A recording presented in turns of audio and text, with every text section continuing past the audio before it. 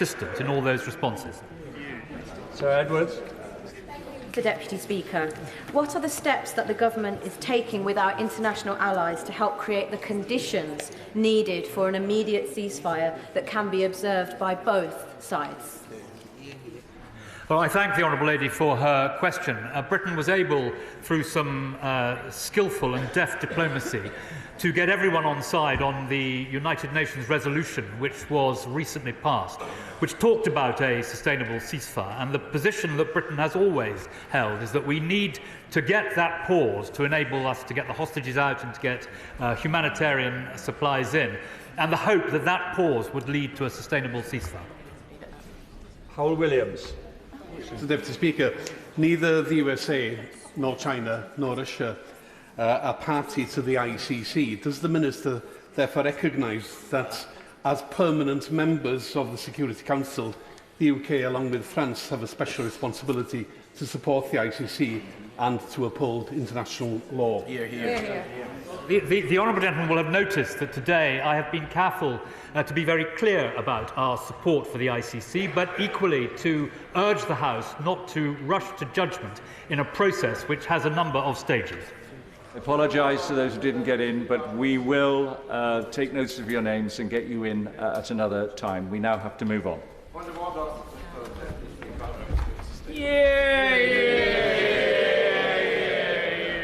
Points of order come after statements. Yep. Rules of the House.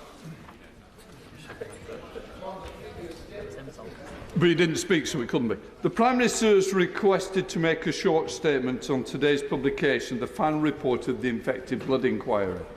On this occasion, given the nature of the statement, I've agreed that there will only be a few limited brief responses today, as there will be a further major statement tomorrow when all honourable members will have the opportunity to question the Cabinet Office Minister at length.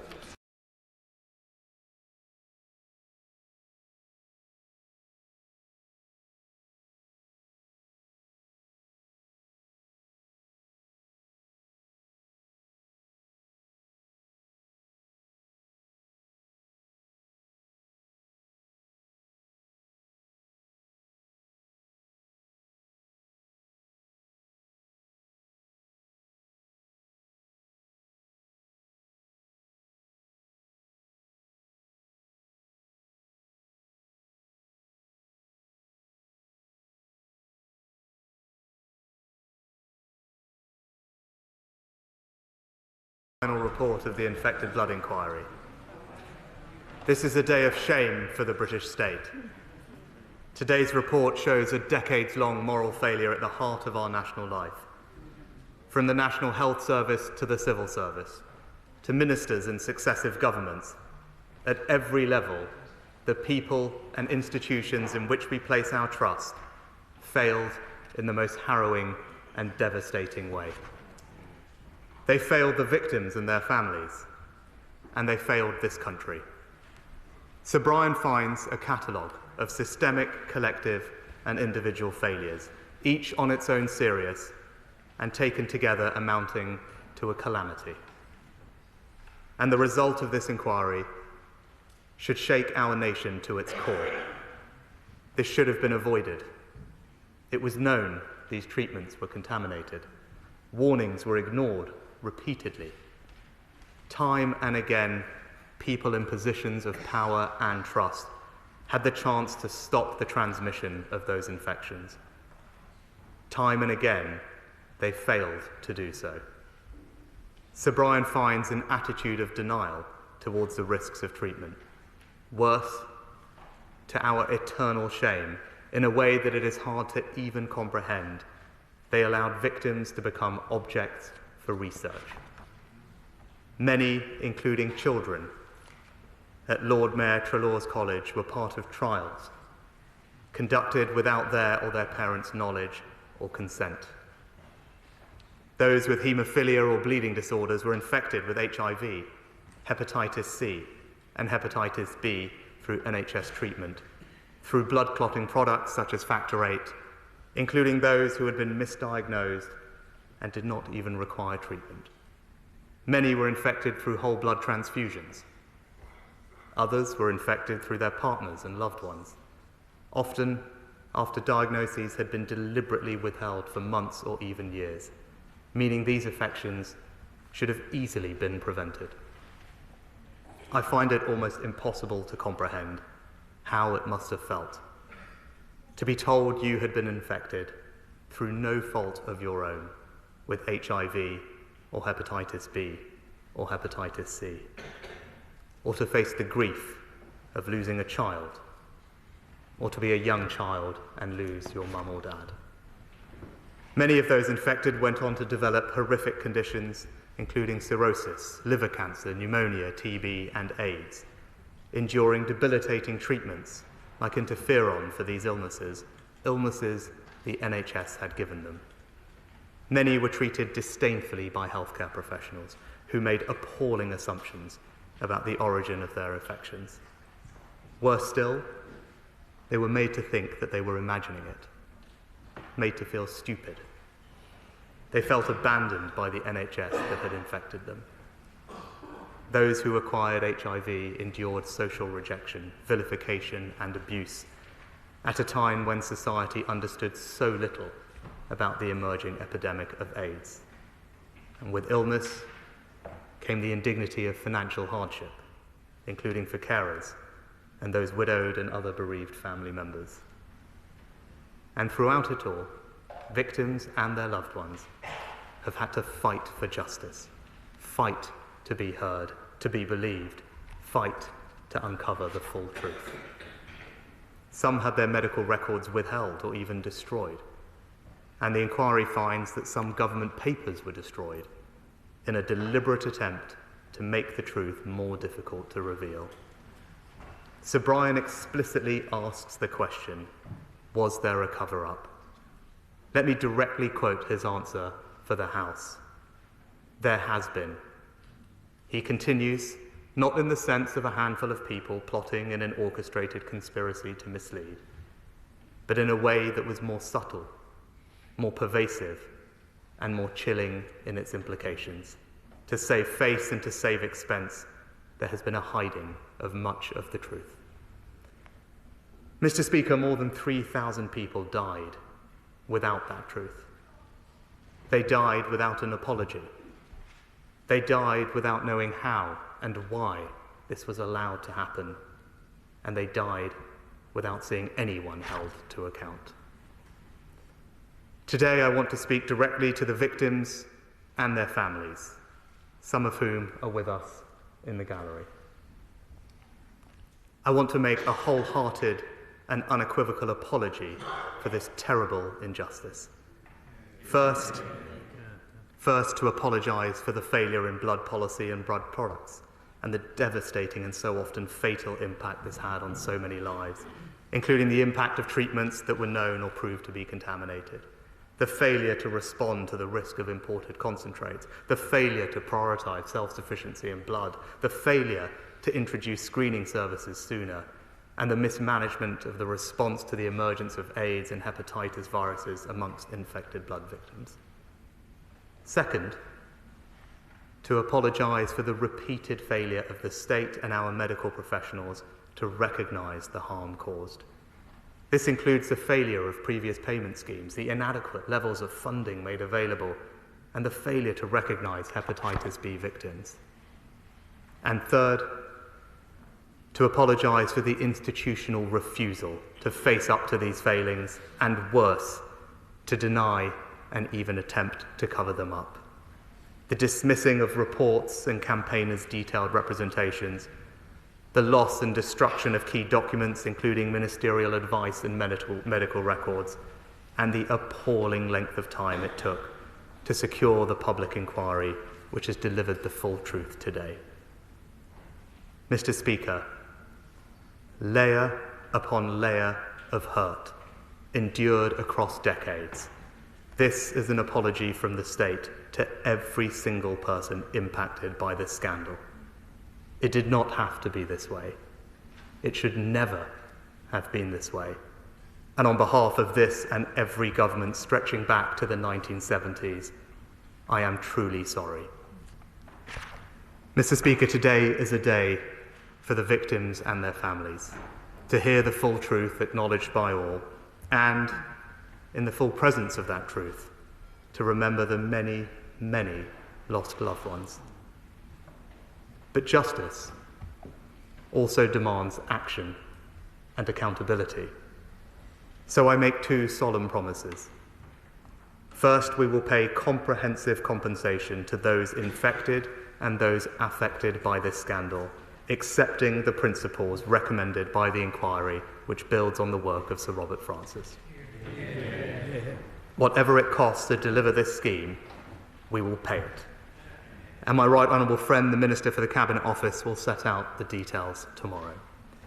Second, it is not enough to say sorry, pay long overdue compensation, and then attempt to move on. There can be no moving on from a report that is so devastating in its criticisms. Of course, in some areas, medical practice has long since evolved, and no one is questioning that every day our NHS provides amazing and life-saving care to the British people. But Sir Brian and his team have made wide-ranging recommendations. We will study them in detail before returning to this House with a full response.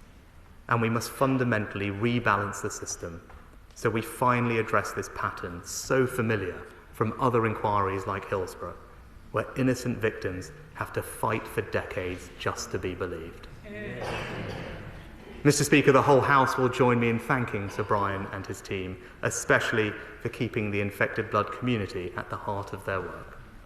We would not be here today without those who tirelessly fought for justice for so many years. I include journalists and parliamentarians in both houses, especially the Right Honourable Member for Kingston upon Hull North. But most of all, the victims and their families, many of whom have dedicated their lives leading charities and campaign groups, pouring their own money into decades of running helplines, archiving, researching, pursuing legal cases, often in the face of appalling prejudice. It is impossible to capture the full pain and injustice they have faced. Their sorrow has been unimaginable. They have watched loved ones die, cared for them as they suffered excruciating treatments or provided their palliative care. Many families were broken up by the strain. Hundreds of thousands of lives have been knocked off course, dreams and potential unfulfilled. But today, their voices have finally been heard. The full truth stands for all to see. And we will work together across government, our health services and civil society to ensure that nothing like this can ever happen in our country again. I commend this statement to the House. Call Keir Starmer, the Leader of the Opposition. Thank you, Mr. Speaker. This response can only begin in one place, because this is an injustice that has spanned across governments on an unprecedented scale, and collectively we fail to protect some of the most vulnerable in our country. And so, as well as paying tribute to the courage and determination of the victims, the infected and the affected, some of whom are here in the gallery today, I want to acknowledge to every single person who has suffered that in addition to all of the other failings, politics itself failed you. That failure applies to all parties, including my own. There is only one word: sorry. And by that apology, I acknowledge that this suffering was caused by wrongdoing, delay, and systemic failure across the board, compounded by institutional defensiveness. And as Sir Brian Langstaff makes clear in his report, any apology today must be accompanied by action. And so I welcome the Prime Minister's confirmation that compensation will now be paid. And he should be under no doubt whatsoever that we will work with him to get that done swiftly. Because make no mistake, the victims in this scandal have suffered unspeakably. Thousands of people have died. They continue to die every week. Lives completely shattered. Evidence willfully destroyed. Victims marginalised. People watching their loved ones die. Children used as objects of research. On and on it goes. The pain barely conceivable. And so, as well as an apology, I also want to make clear we commit that we will shine a harsh light upon the lessons that must be learnt to make sure nothing like this ever happens again. Because, Mr. Speaker, when you pass through the doors of a hospital, it is a moment of profound vulnerability. You entrust your life into the hands of perfect strangers. We go to hospital for care. And that is what many of the people affected find so hard to accept, the betrayal of that trust by people and institutions that were meant to protect them. People like Mark Stewart, my constituent, who was given Factor VIII in the 1980s as part of a clinical trial, as was his father, as was his brother. All three subsequently contracted hepatitis C. But only Mark remains with us today. And then over the decades, as Mark and so many like him searched for truth and justice, the British state ignored them. The truth, as Sir Brian says today, was hidden from them for decades. And that is why this is one of the gravest injustices this country has seen. And yet we have to be honest. This scandal is not unique. And the institutional defensiveness identified by Sir Brian is a pattern of behaviour that we must address. Because, Mr. Speaker, while Mark may never get his brother, his father, or his health back, for all the families affected, we must restore the sense that this is a country that can rectify injustice, particularly when carried out by institutes of the state. That is our job today, this week, and beyond. Frankly, it is the very least that we owe. Thank you, Mr. Speaker. Prime Minister. Mr. Speaker, I thank the honourable gentleman for the collegiate tone in which he has responded to today's report and his sincerity. He is right, it is irrefutably clear that an unconscionable injustice has been done, the result of a consistent and systemic failure by the state time and again for decade after decade, and it's why I apologise wholeheartedly and unequivocally to every single person impacted by this scandal. And the anger and sorrow felt across this House is the right response. And it is right that we now act on behalf of the victims, their loved ones, and the whole community who expect us to put right this historic wrong. Father of the House, Sir Peter Bottomley. The thousands of people at Central Hall thanked Sir Brian Langstaff. He thanked them. We should acknowledge, as has already said, the Right Honourable Lady for Hull North and her leadership of the all-party group. Can I say to my Right Honourable friend that permanent secretaries and cabinet secretaries need to say to everyone throughout their chain, are we doing something which is right? Are we doing something which is necessary? Are we doing something which will work? If those questions had been asked more effectively, would my Right Honourable friend agree that the number of tragedies would not have been 5 for every MP in this House, not 5 times more for everyone who's injured or affected, but the numbers would have been greatly reduced and we'd have learnt the truth earlier. Well, can I start, Mr. Speaker, by thanking my right honourable friend for his dedicated work co-chairing alongside the member for Kingston upon Hull North the all-party parliamentary group on haemophilia and contaminated blood. And I can assure him that Sir Brian's report is highly detailed and sets out a number of recommendations, and I can assure my right honourable friend that we will respond to it in full as quickly as possible. SNP Leader Stephen Flynn. Mr Speaker, I wish to begin by stating something which I think we all now agree is self-evidently the case, that this scandal represents the very worst of Westminster. Decades of deflection, decades of denial, and of course decades of deceit. Children used as research, parents watching their children die, children watching their parents die, tens of thousands of people impacted, many of whom of course are not here to see this day.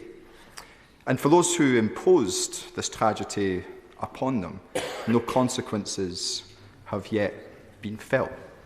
But today is not about them, today is about the victims. And to them, on behalf of myself and my colleagues in the Scottish National Party on these benches, I wish to offer you three things. First is an apology. I am incredibly sorry that this happened to you. The second is to say quite openly, thank you. Thank you for your determination and your desire, for being able to pry open the doors of this place and ensure that your voices were heard by all of us. We would not be here today without your efforts. And thirdly, Mr Speaker, it's to say to the victims that I can assure you, we will do everything that we can to ensure that the government implements the recommendations as laid out today. Now, I've heard the Prime Minister make a very sincere promise in relation to compensation. And I would like to say to him that we will work with him and his government, and indeed any future government, to ensure that that promise is swiftly kept. Well, Mr Speaker, I welcome the absolute consensus that today is a moment for the families and the community and their voices to be heard loudest. Every single testimony and account set out in Sir Brian's report today sets out a unique story of hurt, suffering and loss. Individually, these accounts are astounding. Taken together, they are truly unimaginable. They must be heard and they must be understood, as the Honourable Gentleman said. And I thank him for his remarks, and I know that we share a determination to work together to ensure that nothing like this shocking and avoidable calamity can ever happen in our country again. Theresa May. Thank you, Mr Speaker. Sir Brian Langstaff's report today has finally uncovered the truth of this appalling tragedy which has affected the lives of so many. And so many have been fighting, as the Prime Minister said and the Leader of the Opposition said, for decades to get to this point. Sir Brian has highlighted what is a devastating and abject failure of the British state. Medical professionals, civil servants, politicians, all of whom felt their job was to protect their own reputation rather than to serve and look after the public who they were there to serve. As we rightly today remember all the victims of this terrible tragedy, will my right honourable friend commit himself unashamedly to working to ensure that all those in government, politicians and civil servants, recognise that their job is to serve the public and not to protect themselves? Well, Mr Speaker, can I thank my right honourable friend for her statement. As Prime Minister, she launched Sir Brian's inquiry and in doing so began the process of establishing the full truth we have heard today. There is no doubt, as she recognises, that the inquiry came too late, that compensation came too late, was woefully insufficient, and the consequences of that failure are stark. And that is why today I apologise on behalf of governments since the 1970s for that shameful failure. But I can also assure her that Sir Brian and his team have made a series of wide-ranging recommendations, and we will study every single one of them in detail and work urgently across government and public organisations, our health services and civil society, all to ensure that nothing like this can ever happen again, but also that we end the challenges that she encountered, where the institutions responsible for serving the public, including the NHS and civil service, are more concerned by cost than accountability. Ed David. Mr. Speaker, today is about the tens of thousands of people whose lives have been torn apart by this disaster. Many of them have fought and waited for decades to see this day, and tragically thousands have died waiting, as the Prime Minister reminded us.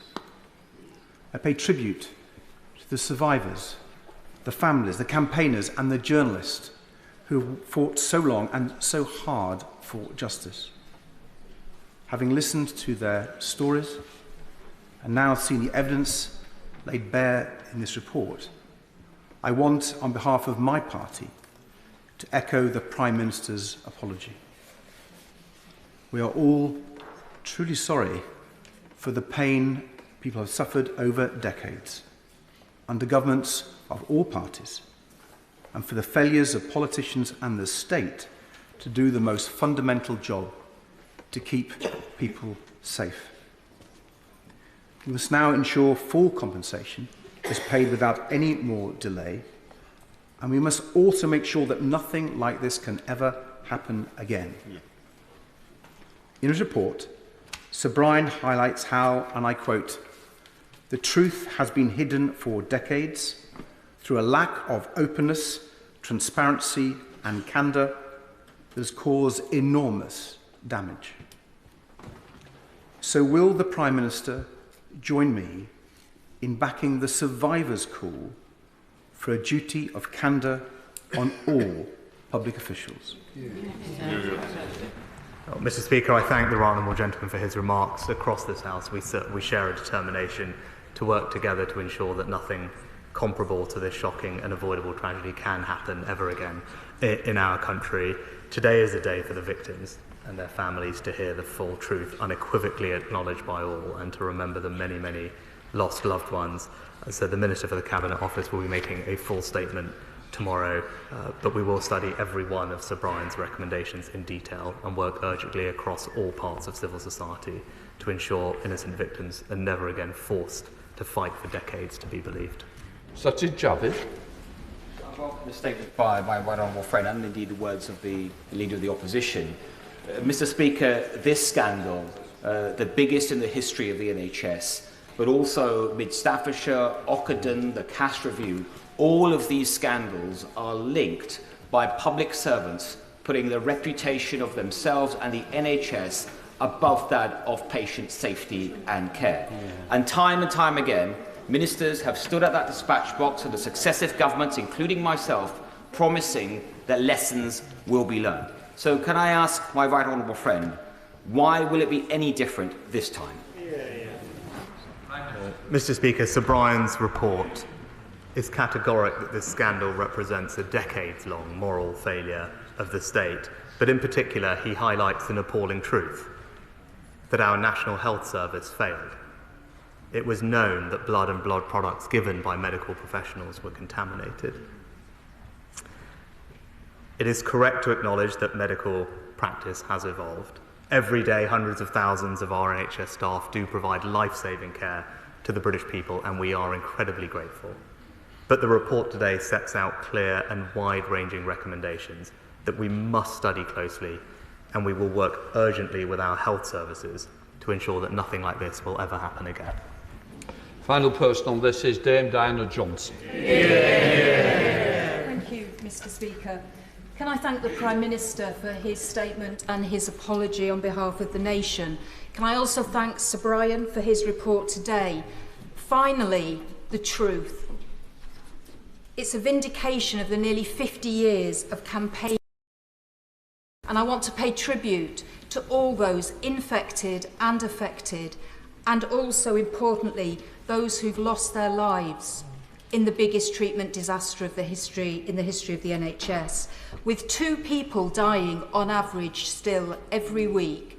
I wondered if the Prime Minister understands that whilst accepting the moral case for this right, clearly the majority of Sir Brian's recommendations are for the health and social care sector, and the Health Select Committee, which I chair, will play its part, working with the Secretary of State and NHS England, I see she's on the bench as well, to ensure that all the recommendations, unlike some previous accepted patient safety recommendations, are implemented. Can I just ask him about the 5 loss categories? They make every sense, and I note his 2 small refinements. But can I just ask him on the financial loss award, if it will reflect the reality for many infected blood victims that they cannot, just as one example, access life insurance? Will it reflect those elements of financial loss, please? Minister. I thank the Chair of the Select Committee for his comments, and I would also like to thank the Chancellor for his unwavering commitment to resolve this in a timely way, both when I was Chief Secretary and now in this role. With respect to the 5 loss categories, he makes a very legitimate point about a specific element of additional burdens, consequential of the conditions that people have.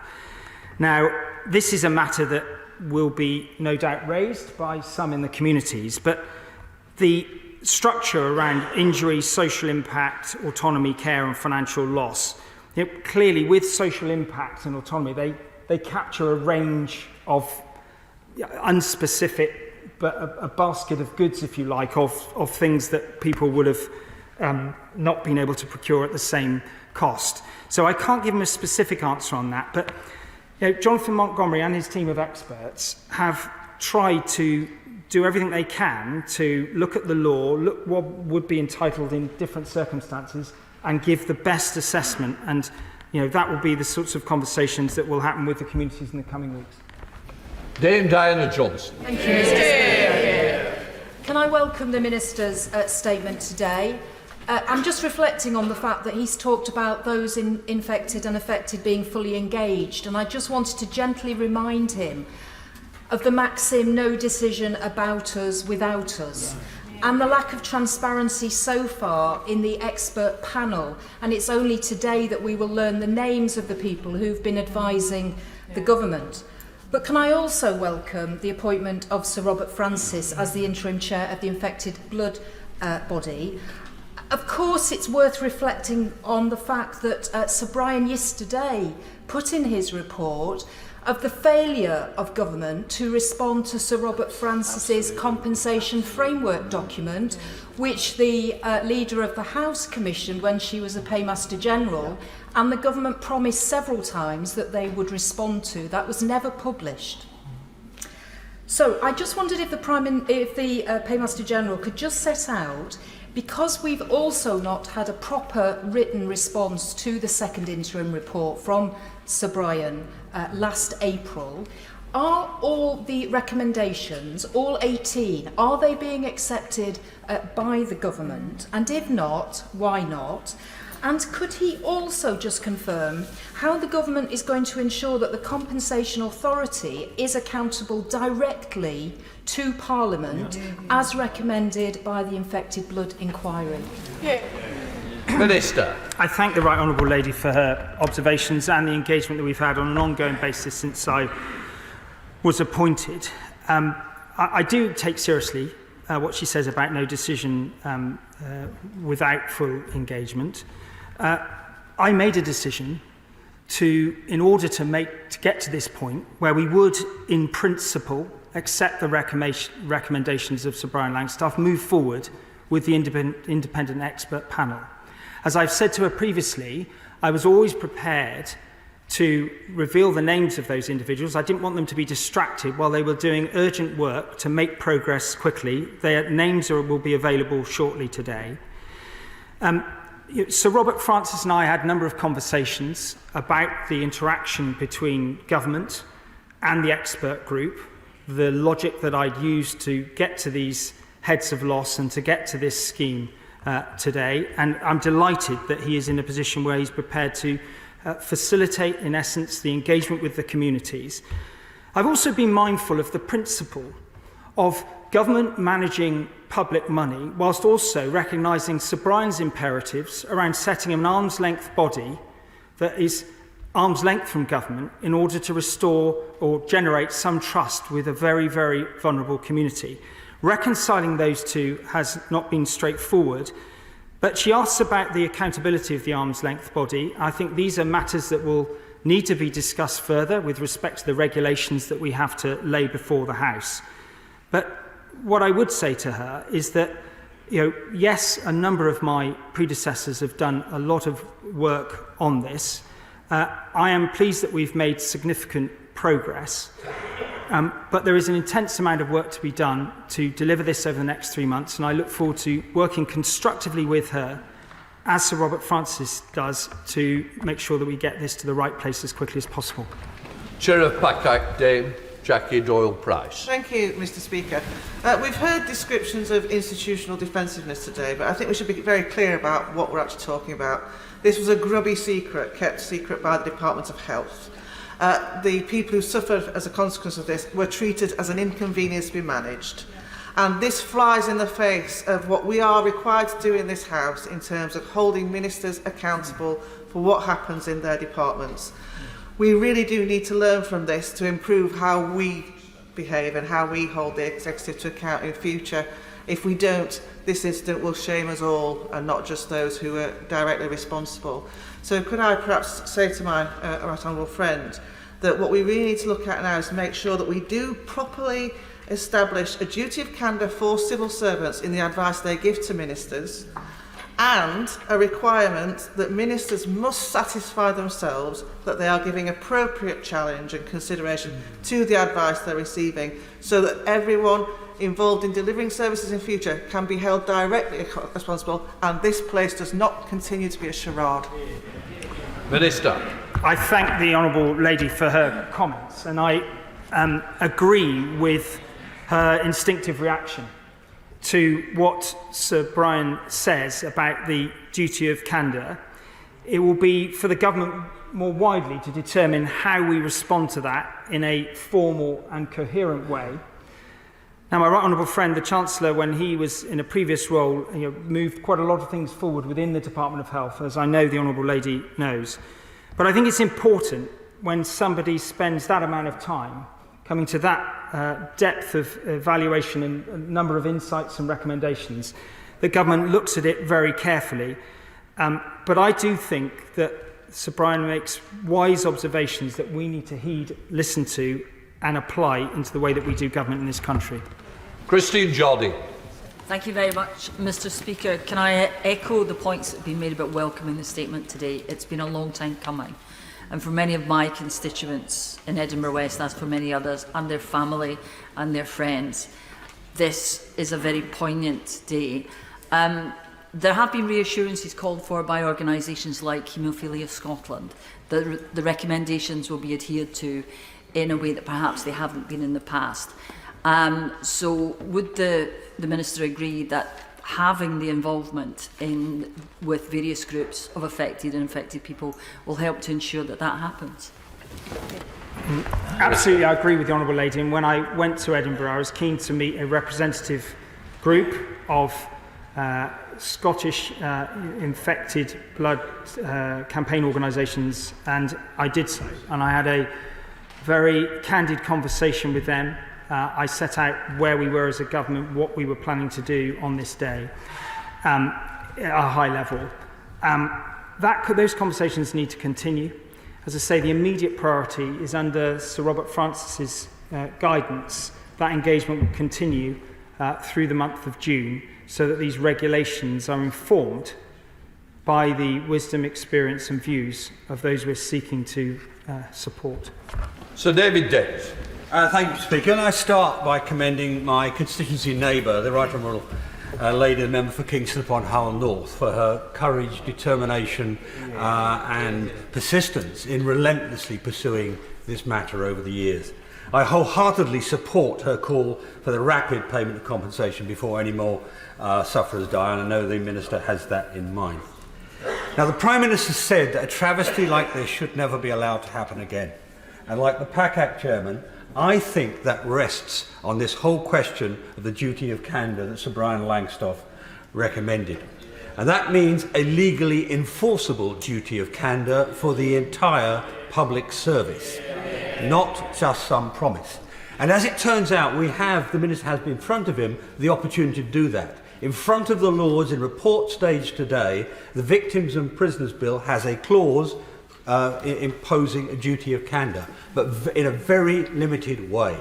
Can he look at that clause and expand it to cover the whole of the public sector under all circumstances? Minister. Well, I defer to the right honourable gentleman's considerable experience and wisdom on many matters. I do recognise his point, but I do think to move on this matter in this way, in this short time frame, would not be the right step. But I do think that it would be right for us to urgently engage with him and the committee and others to ensure that the government comes up with the right complete response to deal with a very sensible point that Sir Brian has made. Ian Byrne. Thank you, Mr. Speaker. I want to pay tribute to my constituents whose lives have changed forever and the many campaigners who have fought for so many years for truth and justice affected by this scandal. From Hillsborough to the post office to the infected blood scandal and many, many more. We have watched state and institutions cover up wrongdoing and blame the innocent with no accountability. Minister, how long do we have to wait for those in this place to finally act and rebalance the scales of justice and to deliver a full Hillsborough law? Yesterday's event showed how necessary that law is to begin to end the culture of cover-ups that is shamefully hardwired into our institutions. Well, I very much respect the points he's made about the Hillsborough. I mean, I'm not able to answer his question specifically on that today. My remarks are around the compensation scheme, but I think there are a number of points made about the incidence of public inquiries on a range of issues, what that says about our state and the failure of it in different ways. And as the Honourable Gentleman says, the considerable effort required that should never have been required by individuals to apprehend the state for what has happened. These are wider matters that we will need to come to terms with, but I don't think I'll be able to do justice to his remarks today. Caroline Knowles. Thank you, Mr. Speaker. I appreciate that today's statement is about compensation, but there was no opportunity yesterday nor much today to ask specifically about Lord Mayor Treloar College in Hampshire. My constituent, Mike Webster, sent his son Gary, a constituent of my honourable friend, the member for Eastleigh, to Treloar's back in the late 70s and early 80s. And he wrote to me last month saying how distraught he was that that school is now trying to paint itself as a victim when in fact we know it was in receipt of funds to conduct experiments on children. Can my right honourable friend give me some assurance from the dispatch box that the government is considering very carefully how the Helsinki Declaration may have been breached and some guidance as to what future steps may be taken? Good one. Minister. The right honourable lady very eloquently makes a very, very important point. And I met with, in the course of my engagement, a number of former pupils from Treloar's school. And I believe that Sir Robert, in his report, one full volume pertains to what happened there, where so many individuals underwent medical treatment that was not envisaged by their parents and where consent appears not to have been secured. This is a massive aspect of the work of Sir Brian Langstoff, and the government will need to examine it very carefully and the implications for who is culpable and how we should most appropriately respond to avoid anything like that happening again. And I hope what I've said today with respect to compensation will give some modest measure of comfort to those that I met and those like them who aren't here today. Jessica Moore.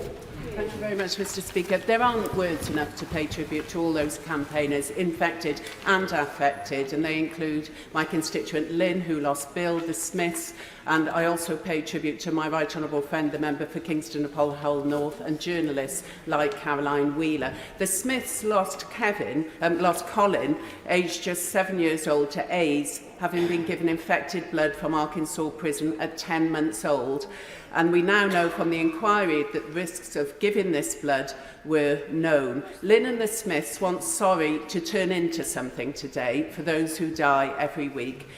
So on their behalf, can I say to the Minister today, make sure we have a proper timeline for this and that we stick to it, implement the recommendations as fast as possible, put the victims at the heart of the decision making, and no more delays. This group of people have waited far too long and have been through far too much already. And finally, Mr. Speaker, the Smiths also want their son to have his name back, although they have always made sure that we have never forgotten it. So can I say it today? Colin John Smith. Minister. Thank you. The Honourable Lady makes a moving tribute to her constituents, and I can assure her that the Government has heard the pleas that have been made, and we have set out today a clear timetable on the journey to the regulations. I will update the House later in the early autumn with the Speaker's permission on where we've got to on then the timeline for further detail, subject to the advice of the interim CEO and the interim chair. She makes the point about stigma as well, which is obviously a massive, massive part of this for so many that I met and for her constituents and the Smith family. We recognise that as part of the scheme, but I think the memorialisation process must also recognise particularly those who were so badly stigmatised in the 80s and 90s. Paul Bristow. Speaker, I know from meeting some of the affected community in Peterborough, the Minister talked about stigma. I heard about the discrimination that they faced and also a lack of trust in public institutions many of the community faces. This all leaves a very long legacy. With this in mind, how confident is he that this scheme will benefit or will affect everyone infected, and anyone who's been infected will capture everybody despite this long legacy? And how confident is he that everyone who should be compensated will come forward? Minister. I thank the honourable gentleman for his question. I am confident that this scheme will work. It will work as quickly as it possibly can. I mentioned the interim payments of $210,000 today to the infected who are alive. But the speed with which we process applications of affected and infected is very much what is on my mind as we've set up this shadow ALB. And I will be continuing to work with my officials to do everything we can to move the timeline from the right to the left, conscious of how long people have waited for so long. Sammy Wilson. Thank you, Mr. Speaker. First of all, can I welcome the fact that the Minister has moved so quickly. The sorrow expressed yesterday had to be translated into action, and the fact that the authority has been set up, the chairman who will have the confidence of the victims has been established, and payments will be made quickly, at least interim payments made quickly, is good. But for people like my constituent Trevor Marsden, who was used as an experiment by people who described children as cheaper than chimps and more readily available, justice will only be given when those who cynically used their position, that they devised experiments, denied that they were happening, then tried to destroy the evidence, then defend their actions. Those people only have justice when the elite within the civil service and the professionals who cynically abuse their position know that they will face criminal charges, because that's what they are, and face criminal charges, and that this government will make sure that all of the evidence is made available so that they can be brought to justice. Minister. The right honourable gentleman makes a very powerful representation on behalf of Trevor Marsham and more generally with respect to some of the conclusions that Sir Brian has made in his remarks. What happened was truly shameful with respect to experimentation. As he will be aware, today I am speaking to the issue of compensation, but it is an urgent matter to really isolate who knew what when, take that from the report and establish what courses of action in different ways across the range of issues we've had raised here in the House today. What is the most appropriate way to deal with all of them? Sir Jeremy Wright. Thank you very much, Mr. Speaker. Can I welcome what my right honourable friend has set out? and welcome in particular the efforts that he and his predecessors have clearly made to remove friction from the process of getting the victims of this unforgivable episode the compensation they clearly deserve. But he will recognise that as the system beds down and begins to operate, there is always the risk of that friction creeping back in. And can he make sure that he and his ministerial colleagues keep their eyes on this process, work with Sir Robert Francis to make sure that this process continues to be without friction, so that people continue to be able to easily access the compensation they need? Minister. Absolutely. My right honourable friend makes a very wise point. The need to swiftly expedite payments in full to as many qualifying people as possible is the imperative that has guided me to this point, and it will be the imperative that Sir Robert will take forward in his conversations. We must not introduce unnecessary complexity to establish people's qualification to receive a payment when that is unnecessary. So there is a tension, but we've got to actually resolve it to get these payments out, and that's why we will need to, the arm's length body will need to prioritise too, particularly around those groups that are infected alive and those that are suffering most, many of whom I met recently. Dame Angela Riedel. Thank you very much, Mr. Speaker. Does the Minister understand that as well as a duty of candour, we really need, as my right honourable friend, the member for Garston and Hale Wood, has consistently put before this House, a public advocate to make certain that victims in future of scandals such as this have somebody to look after them and take them through processes, and that would stop this happening ever again. Can he say something about when he expects all of the payments to have been made? He's talked about an interim scheme which goes on to the end of this financial year, and then he's talking about the full payments being made going further forward. When is his deadline for getting this done? Minister. Thank the honourable lady for a question. She talks about the public advocate. I am not in a position to respond to that today, but it's clearly one option that is available, and I think will be part of the wider response to the report. To be clear, the interim payments of £210,000 to the infected alive that I've announced today will be paid within 90 days starting in the summer. But the full payments will begin by the end of the year. But I'm constrained somewhat because we're setting up an arm's length body. Now, there is an interim chief executive, and I think there'll be 20 people employed in this organisation by the end of next week. But I can't account for the processes and the way it will be established, and therefore how quickly. But everything I've said to David Foley, who is the interim chief executive, is designed to impress on him the need for speed to expedite as many of these claims as quickly as possible in full. Kit Malthouse. Mr. Speaker, can I commend the Minister on his statement? I know from our conversations how seriously he takes his moral duty on this issue. But I also know from the work done at the Cabinet Office in the summer of 2022 in getting the first interim payments out that one of the most fraught areas of consideration will be wider eligibility. And that's not just a function of complexity, it's also a function of capacity. Now, the Minister mentioned that the arm's length body will have 20 employees in the next couple of weeks. But could he just reassure the House that if Sir Robert Francis comes back in a few months' time and said, in order to make quick decisions, I need more capacity and therefore more people, there will be no quibbling on adequate resource in this organisation to fulfil the Minister's rightly identified priority of getting this money out as quickly as possible to as many people as possible? Minister. I thank my right honourable friend for his observations, and I thank him for what he did when he was in office to bring forward interim payments and to make progress. I mean, he's right with respect to the business case for the arm's length body and the plans for the number of people needed to be employed in it.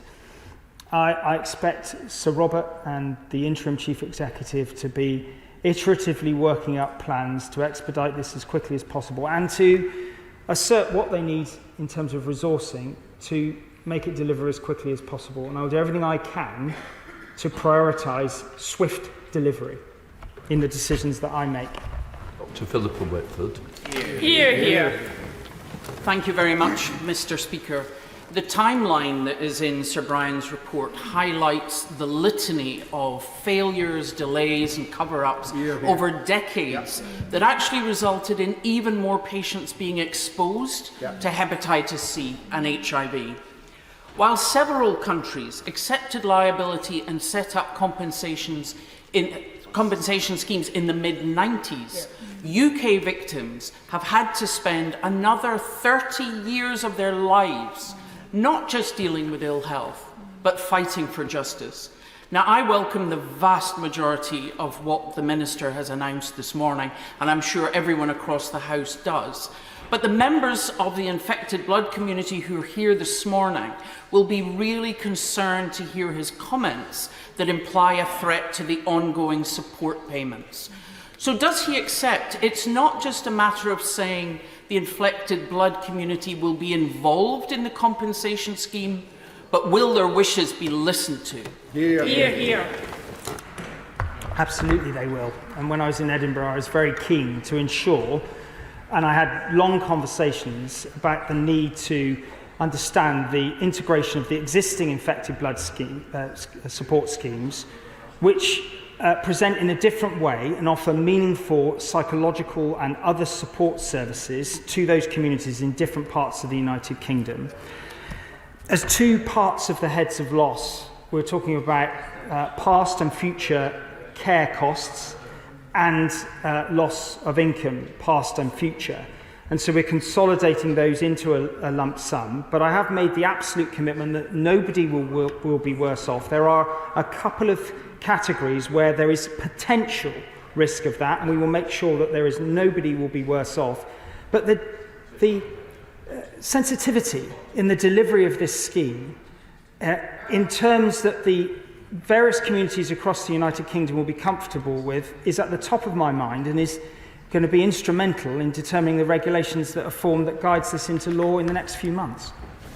Sir Robert Buckland. Thank you, Madam Deputy Speaker. I commend my right honourable friend for his statement and indeed for the tone the government has taken with regard to this most grave scandal.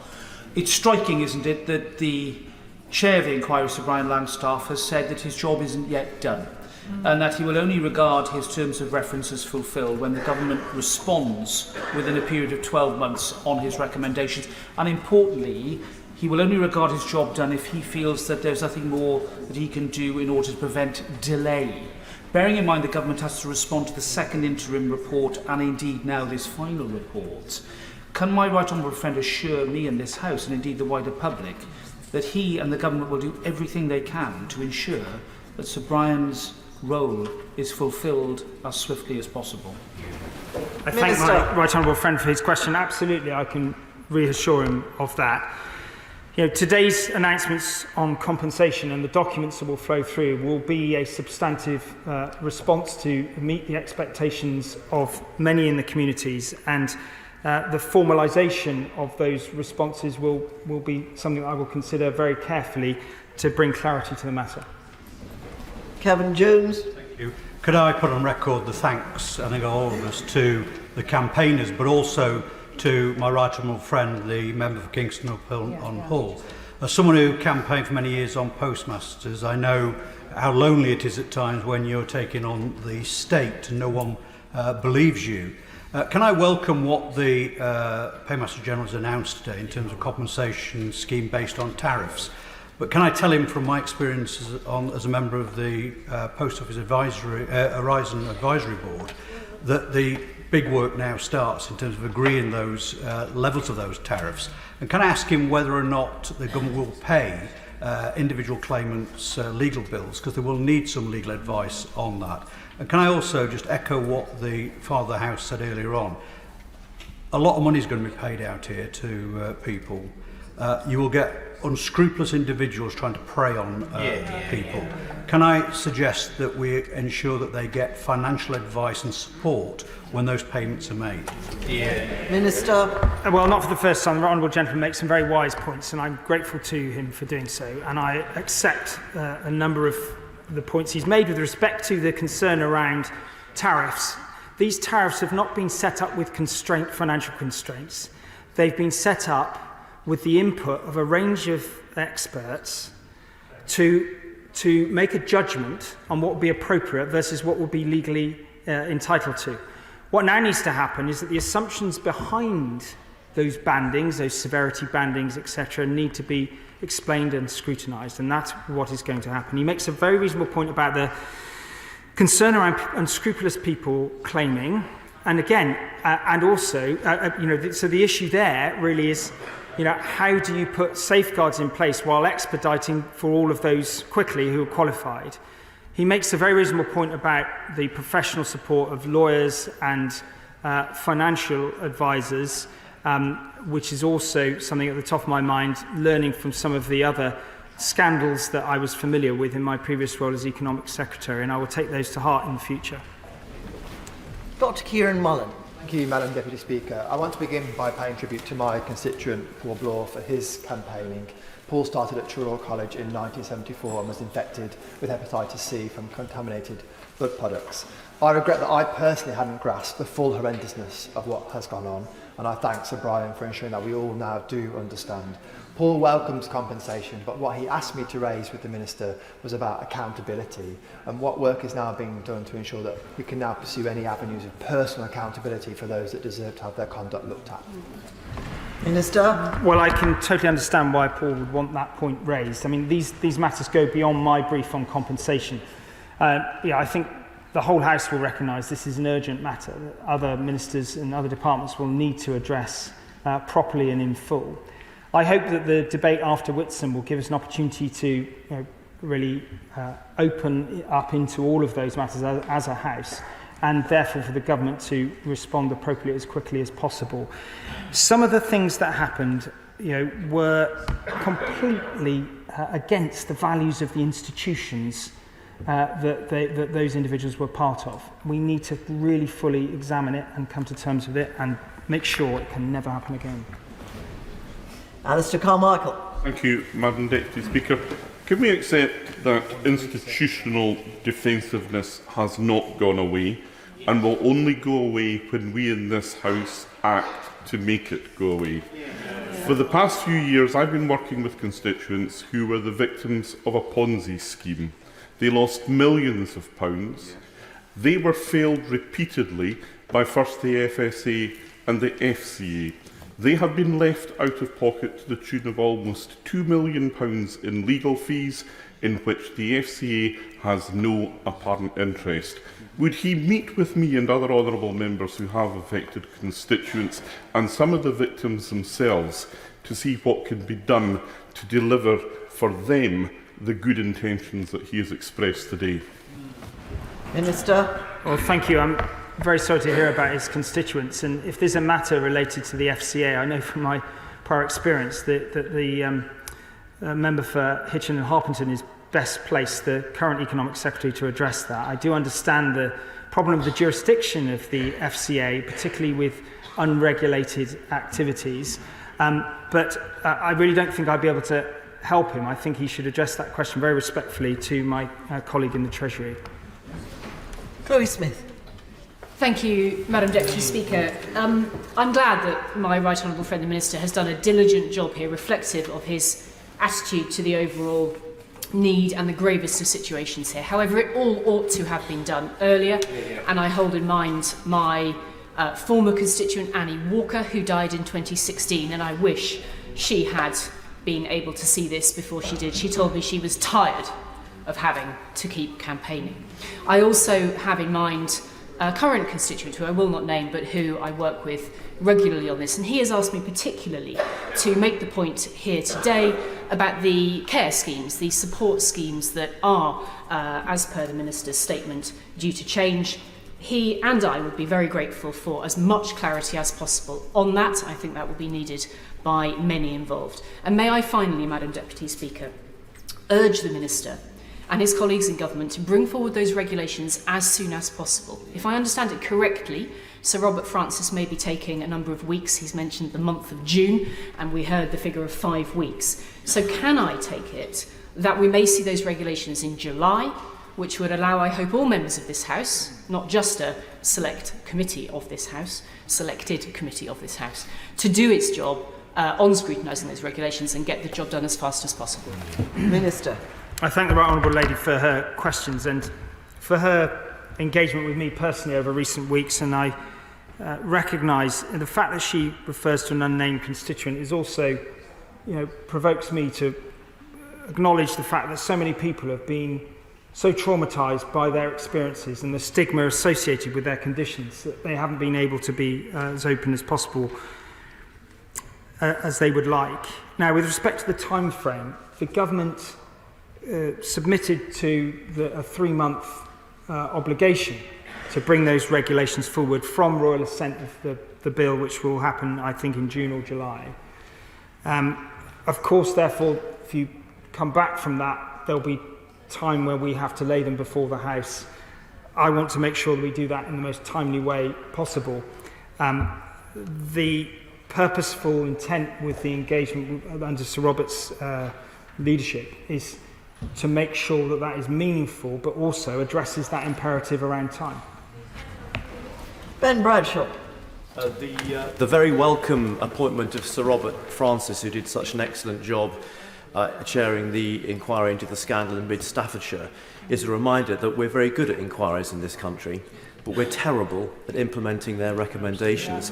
And I'd like to make a suggestion to the Minister, and this is as applicable to my own front bench, is something that might reduce the chances of this kind of thing happening again, is to ask every permanent secretary in Whitehall how many recommendations are still on the books from previous inquiries that have not been implemented.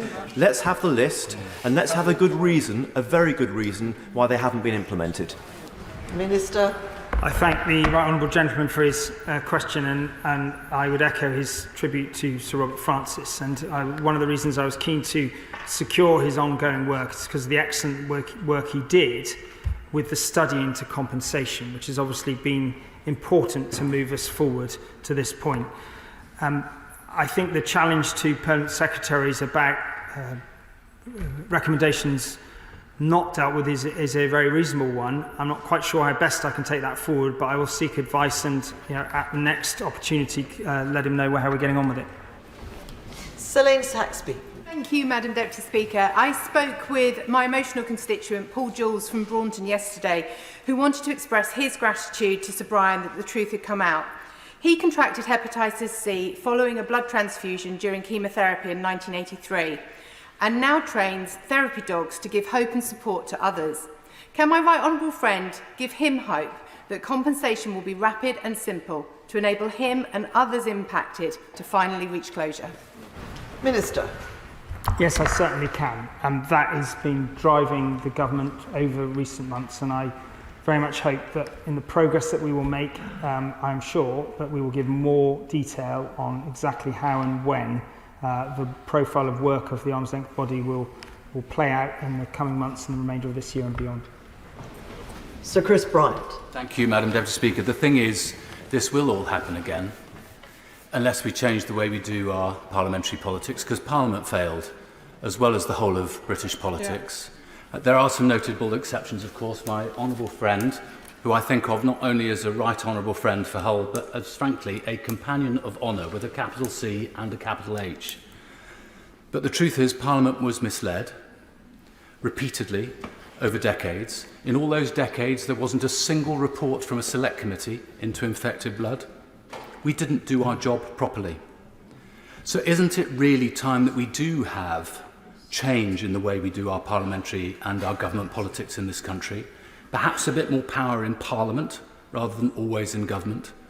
Wouldn't it be a good idea if it was always the people first, not the government first? And the people first, not the institution or the department first, and the people first, not the party first? And doesn't that really require a legally enforceable duty of candor placed not just on ministers through the ministerial code, which I think should be in statute, but also on all our civil servants? Minister. I thank the honourable gentleman for his thoughtful assessment, and it chimes with what I thought yesterday when I heard Sir Brian live speak to the 1,200 people in Central Hall. What was striking was the range of institutional failure. Yes, government, yes, politicians, of course, but also civil servants, doctors, and everyone or many people in positions of authority. He makes a clear suggestion of a rebalancing across different institutions, and I recognise the specificity of Sir Brian's challenge and recommendations. As I've said earlier, the government will need to respond powerfully to that, and we will do so in due course. Mary Robinson. Madam Deputy Speaker, and I welcome today's statement and to my right honourable friend in setting out the 5 heads of harm, and also welcome Sir Robert Francis as the interim head of the new authority. Of course, it's taken a long time to get here, and one of the biggest harms has been in the delay to see this day, and a lot of people will be feeling that really, really acutely. We need to avoid this again, and part of that is addressing the cover-up culture which we have in so many of our organisations. Would my right honourable friend support me in saying that we need to have a change in our legislation to ensure that right across the public sector and in our society we have a desire for openness, for transparency, and we get rid of this cover-up culture once and for all. Minister. The Honourable Lady puts it very well. I agree with her assessment. We need to come to terms with the fact that there are flaws in the way that we operate at the moment. They've been powerfully and vividly depicted in the report of Sir Brian Langstaff, and the government must respond in a suitably comprehensive way. Patrick Grady. Thank you, Madam Deputy Speaker. I want to recognise the valuable, incredible work of many of the campaign groups, not least the Scottish Infected Blood Forum, chaired by my constituent Joyce Donnelly, whose husband Tom was infected and passed away as a result of hepatitis C. Joyce was in the gallery yesterday and earlier today, and she and others have acted as conveners and advocates for the wider community at great personal cost, not just financial, but also the time and effort put in to those roles. So will that effort and cost be taken into account in the calculation of compensation, or are there other means of support that the government can provide ongoing to the campaign and advocacy groups? Because Joyce described her forum as Stony Broke. Minister. Well, the Honourable Gentleman makes a powerful representation on behalf of Joyce Donnelly, who I believe I've met. And look, the purpose of today's announcement is to bring an end as quickly as possible to the need for campaigning, is to provide comprehensive compensation to all those who qualify as quickly as possible. However, as the Right Honourable Lady member for Kingston upon Hull North said, we do need to ensure that the different communities are comfortable with what is being proposed and in the detail are familiar with how these calculations of the tariffs have been made and how to give and how they will work out. So rather than me as a government minister prescribing what should happen, I'm trying to facilitate that process by giving the opportunity for someone they clearly respect to lead that process of engagement urgently to inform the regulations that underpin this new body. Raymond Chishti. Thank you, Madam Deputy Speaker. I very much welcome the statement by the Minister to ensure that compensation is paid quickly. And I pay a real tribute to all the campaigners who have fought day and night to get to where we are today. And of course, the Right Honourable Lady for Kingston upon Hull, and it was a pleasure to support her amendment on this very important matter to move this situation to where it is today. Can I, Madam Deputy Speaker, refer to the email from my constituent Colin Midgley in 2015, where he said to me, "How many more of us will have to go to the grave before a full final settlement is achieved?" Sadly, his father passed away in 2018. And he then says, "My dad had to jump through hoops with people coming to assess him regularly to get some help." That cannot be right. And with that being the case, can I say this to the Minister by other question?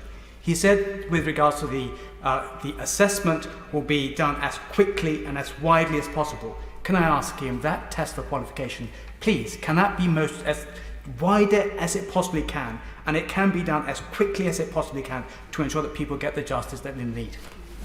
Minister. Yes, I'm very happy to give my honourable friend the assurance that he asked for. it was very clear in all the conversations I've had, and I know colleagues across the House have had so many conversations too that have informed the representations made in this place, that speed is of the essence. There are a number of ad hoc schemes that have existed over the years, and various governments, to be fair, of all parties, have amended and sought to upgrade them. But this compensation scheme is qualitatively very different. It is an admission of culpability, of responsibility of the state, and it is to mark that responsibility, and it is different qualitatively, but we do need to get the alignment of the different schemes to that journey of assessment done as quickly as possible, and that is what we will do. Barbara Keeley. Thank you, Madam Deputy Speaker. Now, I represent 5 individuals or families infected or affected by the NHS infected blood scandal. One constituent was infected with hepatitis C as a child through contaminated blood products used at Manchester Royal Children's Hospital. But he was forced to use all his stage 2 payment of £50,000 to pay for the treatment Harvoni when he developed cirrhosis of the liver. He should not have had to do that, and I hope there will be redress for that. Another constituent, single mother, died aged 47 after being infected with HIV after a routine blood transfusion. Before she died, she had to keep her condition secret due to stigma and ignorance that existed at that time. As she was a single mother, her family have never had any compensation. On their behalf, can I ask the Paymaster General first to clarify what sum has been allocated for compensation? What is the size of the package? And will it be open-ended? Because people, as we know, are still developing conditions. He confirms, I believe, that new interim compensation payments will be made within 90 days, but he seems unable to say what the timeline for full compensation payments will be. And finally, I do want to underline the point made by my right honourable friend, the member for Kingston and Hull North, about the need to ensure that the Compensation Authority is accountable to Parliament. We must have that. And can I finally, most finally, commend my right honourable friend for all her work on this campaign. Minister. I thank the Honourable Lady for her points, so let me address them. I think the first point that she makes is that everyone who's been impacted by this scandal is an individual and has had a different pathway in terms of vulnerability, financial obligations, difficulty accessing schemes. And that's why it's important that I reinforce the fact that the Infected Blood Compensation Authority will have an appeal mechanism and will have the right to go to a tribunal if people believe that the tariff-based system does not reflect the circumstances that individuals may have experienced. And there is no restraint in terms of being able to use the legal system as well, if that is what people wish to do. I did say that the interim payments will be paid within 90 days starting this summer, the interim payments, the £210,000 payments. I also said that the full payments will start by the end of this year, and I can confirm that's the calendar year to remove any ambiguity. I forget the size of the... Sorry, thank you. The Chancellor and the Prime Minister have been very clear. We will pay whatever it costs. I can't tell her what that number is because we haven't yet finalised the severity bandings and verified the work of the tariffs. That's the meaningful engagement that we are having with the communities, supervised by Sir Robert Francis.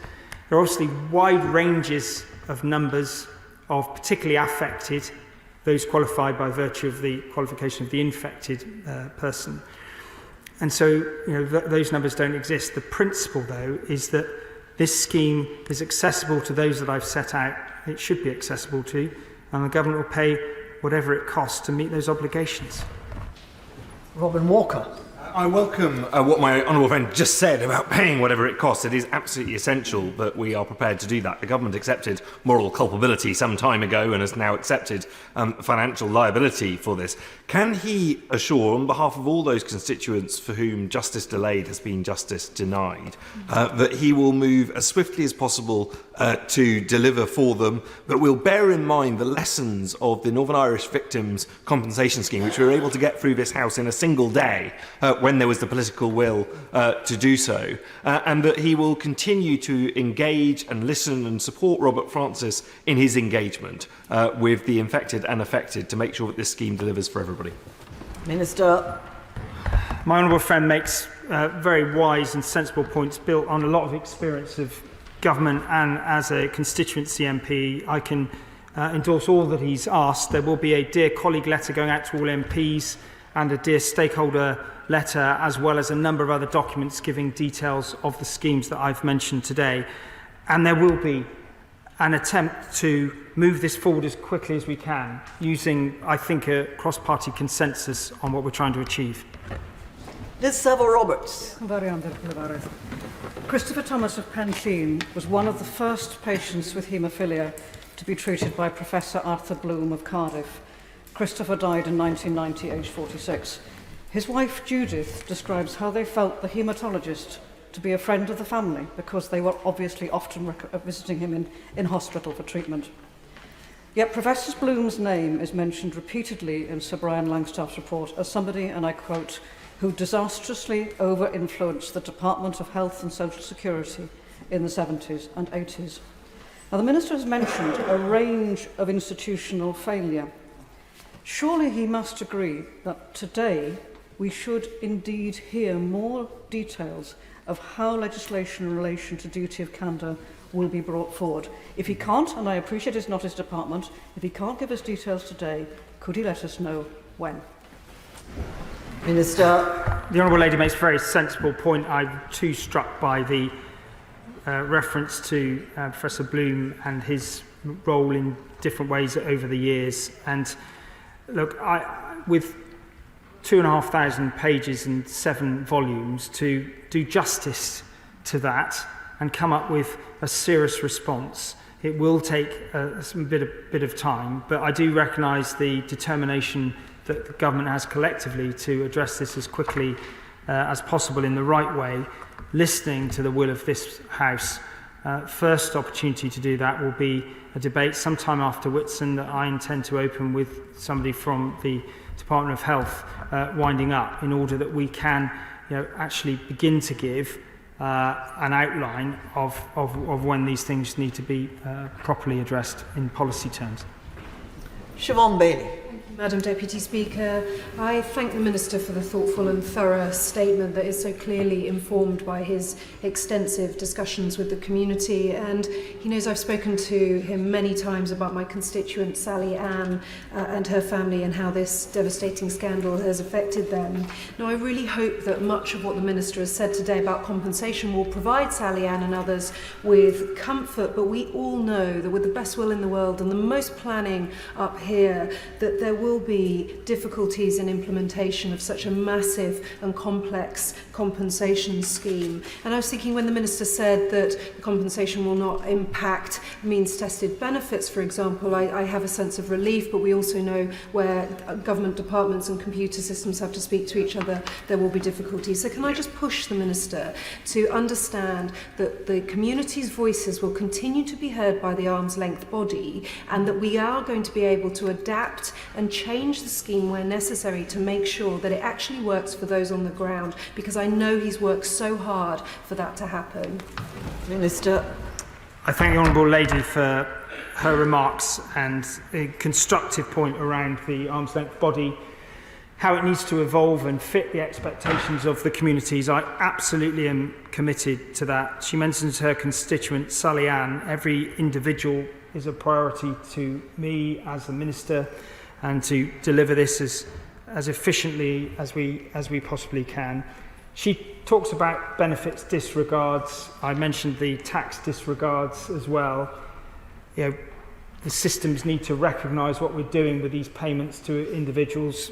We've tried to address everything we can think of to make this flow as quickly as possible, and I hope indeed that will be the case. And she very much have to speak to me again if there are others she wants to raise. Rachel Maskell. Thank you, Madam Deputy Speaker. We are indebted to Sir Brian Langstaff for the comprehensive work that he has undertaken. However, it does leave many questions about the transparency and accountability of government, to this place, to committees, but also to the public. can we ensure moving forward that those infected and affected are involved in co-producing the outcomes of the recommendations, but also that the separate departments are held to account, not least the Department of Health, saying many of those recommendations will fall on that department, and that the Secretary of State for that department is directly accountable in this new spirit of transparency to this House and beyond. Minister. So I thank the Honourable Lady for her question. And of course, many of these events happened over a very wide time span, back 40 or 50 years. But the issue is, what can we do going forward? She makes a very reasonable point about involving the infected and affected communities in this process. And clearly, one of the things that I've mentioned is the arm's length body having sufficient distance from government to give confidence to the community. We need to get that right, and we need to make sure that the appropriate governance is in place so that the representatives of those communities can have meaningful influence in how they engage going forward and on the wider issues that she's mentioned. Jason McCartney. Thank you, Madam Deputy Speaker. I really welcome this detailed and thorough statement, and I welcome it on behalf of two of the victims in particular. An unnamed constituent who actually came to my first ever advice surgery back in 2010 at Huddersfield Town Hall. He told me how during a blood transfusion he'd been infected with HIV, hepatitis C and CJD. But also on behalf of another victim, Mel McKay, who, although she's not a constituent, she lives on the east coast of Yorkshire, we've become friends over many years whilst campaigning on this issue. But can I also ask that, as well as delivering compensation rapidly, can the Minister also confirm there will actually be no time limits at all on when the victims actually start applying and completing their applications for compensation? Minister. I thank the Honourable Gentleman for his question. We will be having a review after 3 years to look at what the lifespan of the arm's length body should be. I acknowledge the challenge too with people who've got multiple conditions, and that's why I think I mentioned in my statement multiple awards, and that was one of the issues that the independent expert panel grappled with. But we want to make this accessible to everyone who is entitled, and I don't want to have artificial cut-off points that aren't that are unnecessary. But we do also need to make sure that we have an organisation that's fit for purpose to deliver this quickly. Catherine West. Thank you very much, Madam Deputy Speaker. My constituents Della Rines and Ruth Spellman have been active coming to Parliament and talking about the distress experienced by their families for many, many years. And my question is, firstly, would the Minister and the Shadow Ministers pay tribute to their work? But secondly, whether the Minister envisages that there will be any criminal convictions or any manslaughter charges due to individuals who may have really done the wrong thing. Well, I'm very happy to pay tribute to the work of Della and Ruth. Sometimes many of these individuals have been campaigning for 20, 30 or 40 years, and I pay tribute to all of them today.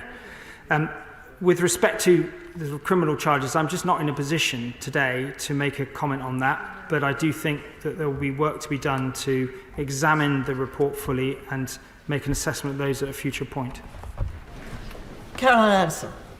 Thank you, Madam Deputy Speaker, and I welcome the Paymaster General's statement today, and I'd like to put my thanks also on the record to Sir Brian and pay tribute to the campaigners who never gave up, and one campaigner in particular in my own constituency, who I won't name, but will know that I'm speaking of her.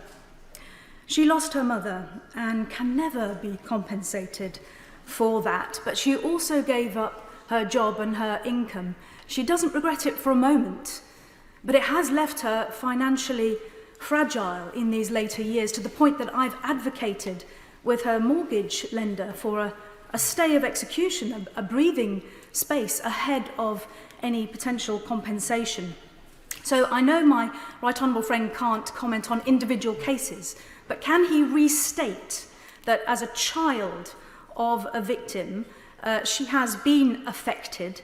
I believe she qualifies on multiple measures, but can he today restate that for the lender and for her confidence and for my satisfaction. And really, again, I add my voice to that dire need for swift action. Time is precious. I'm grateful to my honourable friend for her sensitive portrayal of the individual circumstances of her constituent. And of course, this financial vulnerability that impacts so many affected because of the impact on the infected is why that we are bringing forward the scheme in the way that we have. I think she also highlights, well, I'm happy to confirm that the affected individual will be able to claim in their own right, informed by the qualification of the infected individual and the estate of the infected individual. But again, I recognise that a tariff-based system will inevitably have limitations.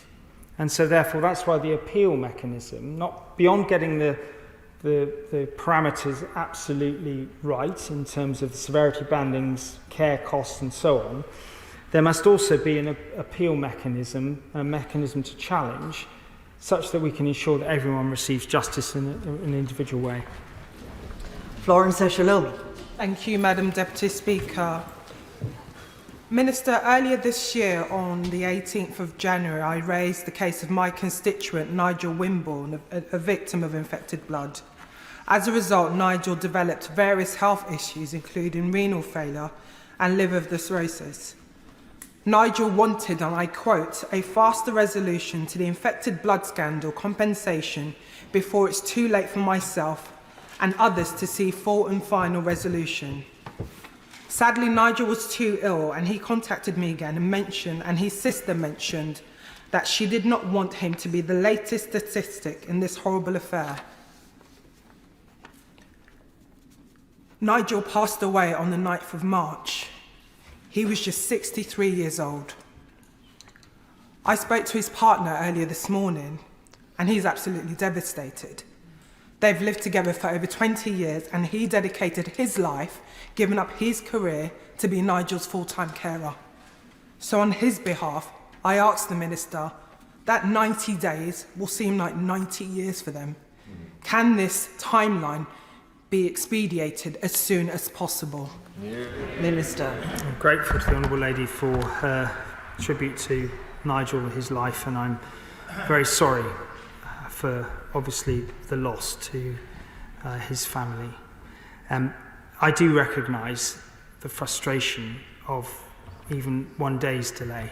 I have done everything I can to move these payments forward as quickly as I possibly can, recognising all the different dependencies. If I could write the cheques myself personally, I would, but I can't. And I will continue to do all that I can. I said that these payments would begin in the summer. I want them to happen as soon as possible. 90 days isn't a deadline. I mean, it's not an obligation, and we wanted to get them out as soon as possible, and where we can, we will. Tom Hunt. Deputy Speaker, I welcome the statement today, just as I welcome the Prime Minister's statement yesterday. My constituent Alan has been campaigning for 37 years for justice. He himself was infected as part of this scandal. The more I find out about this, the more chilling it becomes. Frankly, sometimes it reads like a plot from a horror movie.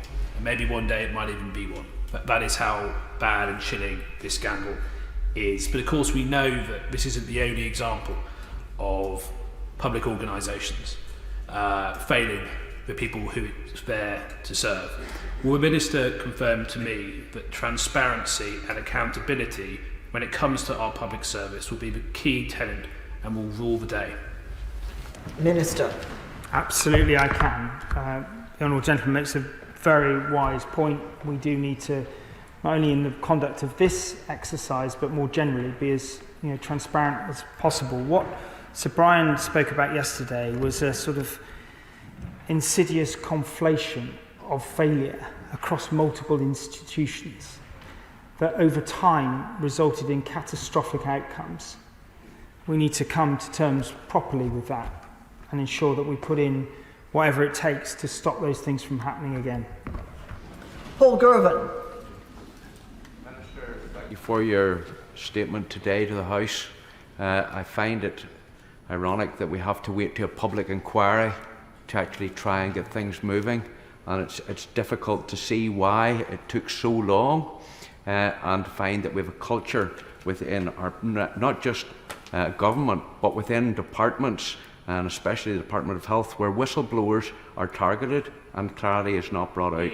But in saying that, I want to just ask a question in relation to the 12 recommendations brought forward by Sir Brian.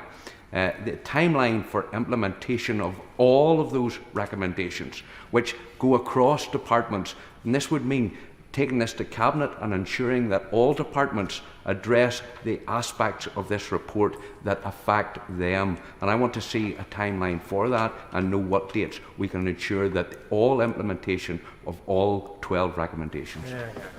Minister. I thank the honourable gentleman for his question. He's right to set the need for a timeline on this. I'm not in a position to do that today, but I have set out that the House will have the opportunity for a debate on the report soon after Whitsun. I think that will be the opportunity to give some initial clarity on what steps are going to be taken. As you can appreciate, and I think the whole House will appreciate, as the honourable gentleman appreciates, and the whole House appreciates, there's a lot of complexity in this, and we want to give timetables that we can honour and deliver on.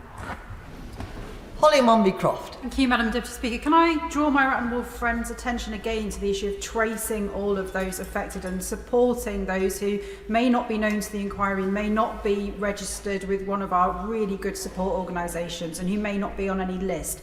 I've just today had contact from a family in my constituency, one of whom is very unwell with an illness they believe they contracted from transfusions they had in the 1970s and 80s. What advice would he give them on the steps that they should take to determine if they are eligible for this compensation? Minister.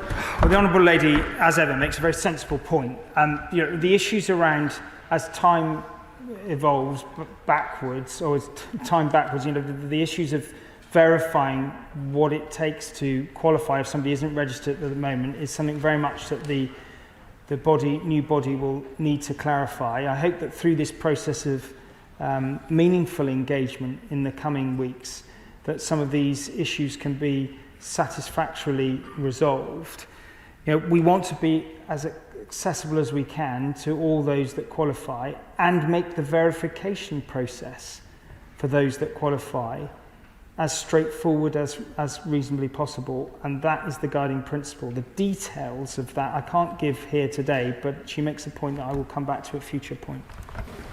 Lloyd Russell-Moore. Thank you. I pay tribute to my constituent Mark Ward, who is here today and who contacted me very early on when I became Member of Parliament, and who has continued, as with many, to be dogged in their campaign. And this is some vindication, but justice will not be served until they have seen all the aspects of the report being implemented. I want to ask a few specific questions. The Minister says that he couldn't set the interim payments above £210,000 because of fear of the safety of those payments. Is he implying that £210,000 is therefore a potential minimum payment that he expects? That is lower than the minimum interim payment for the Post Office, and so I would like some clarity on what that means. And the same, the Minister says that he expects those payments to start from 90 days. Does he mean 90 days from now to be completed by the summer, or a 90-day period in the summer? It wasn't quite clear from the statement. Finally, public inquiries are at the gift of the Prime Minister. There's no formal way of them being agreed, apart from campaigners and people in this House, people like my honourable friend from Hull North, who force the Prime Minister to take action. And that does not seem like a coherent way that we right wrongs in this country. So will we start to think about a proper public inquiries reform that includes the duty of candor, includes a public advocate, and includes a way that committees of this House could launch those inquiries when serious matters occur? Order. Just before the Minister answers those questions, let me make it clear that in a statement of this kind, each member has the opportunity to ask a question. Now, I'm very anxious that everybody who wishes to ask a question should be able to do so on behalf of their constituents, but it really has to be one question per person. I've been lenient with the honourable gentleman, and I suspect that the Minister will want to answer all of those questions. Minister. Thank you. On the point about the 210,000, look, I took advice on what was the most I could comfortably secure to get out. He will see documents published today around the schemes for different conditions. I hope things will become clearer for him. I'm happy to correspond with him on that. On the timing, I said that the payments will happen in 90 days, beginning in the summer. I can't say which day of the summer, but 90 days is the time period. He makes some point, as Sir Brian did, about public inquiries and how they're initiated. I think there are a number of points that he also says with respect to how you would implement that. I think that's a matter for further conversation in subsequent weeks and debates. Paul Hull. Thank you, Madam Deputy Speaker. I, like many others, obviously welcome the statement yesterday and the comprehensive follow-up today. My Sedgefield constituent, David Farry, has been in touch, asking me to thank the Prime Minister for his apology, to thank the member for Maidenhead for initiating the public inquiry, and the Chair, Sir Brian, for his work. And I'm sure David will be pleased to hear the Minister's words earlier. But can I add my voice to those calling for this to be a watershed moment in public transparency? And on behalf of David, ask him to make real progress as urgently as possible so David and others can start to think about moving on from these appalling events. Minister. I thank my honourable friend for his question. To David and to every individual affected by this, I can assure him that we are doing everything we can to deliver this as quickly as possible. And the wider challenge to the culture of government and institutions in this country is something that we will also address, and there'll be an opportunity to discuss that in the coming weeks. Caroline Lucas. Thank you, Madam Deputy Speaker. I paid tribute to all of those who fought so hard for justice for so long. It is impossible to truly imagine the pain and harm done to so many, including to some of my Brighton constituents who have shared with me their deeply harrowing stories. The setting up of the Infected Blood Compensation Authority is very welcome, and I echo those who've called for that body to be made accountable to Parliament. But would the government consider going further and potentially setting up an independent body to monitor and follow up all the recommendations and inquiries such as this? Because without such a mechanism, without such a body, there really does risk being a significant accountability gap, because no one is directly charged with the effective oversight of the implementation of all of these recommendations. Minister. I thank the Honourable Lady for her representations on that. I think it's certainly something that needs to be carefully considered in the context of all that Sir Brian has said.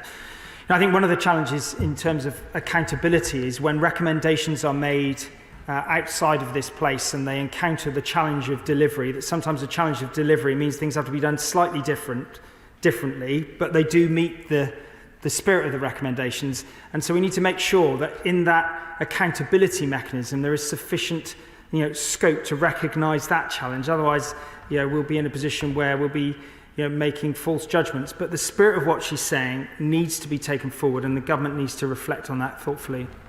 Andy Slaughter. Thank you very much, Madam Deputy Speaker. In 2010, my then constituent Andrew March, himself a victim of contaminated blood since the age of 9, succeeded in a judicial review that found the payment of compensation by the UK government was flawed. He said then, "We hope the government will now consider the whole issue of compensating those so tragically affected by the contaminated blood disaster, instead of making token derisory ex gratia payments." It's taken a further 14 years for government to follow the leads of the courts and now the inquiry in calling for justice for Andrew and the thousands of other victims. From 2010, we attended countless meetings, debates and briefings, and heard warm words from a succession of health ministers. Nothing happened for years, and then matters proceeded at a glacial pace. What mechanism will be enforced to ensure the scheme announced today is implemented with rigour and urgency? Minister. I thank the honourable gentleman for his question. Look, I think we can go back to the Heath, Callaghan, Wilson, Thatcher, Major, Blair, Brown, Cameron, Theresa May governments. All of them come in for criticism, come under criticism. Theresa May initiated a public inquiry with significant input from numbers of people across the House. I think we've all been very clear on the government side that we wish things had happened sooner, but I am doing everything I can to move this forward today. I'm resisting any attempt to politicise this.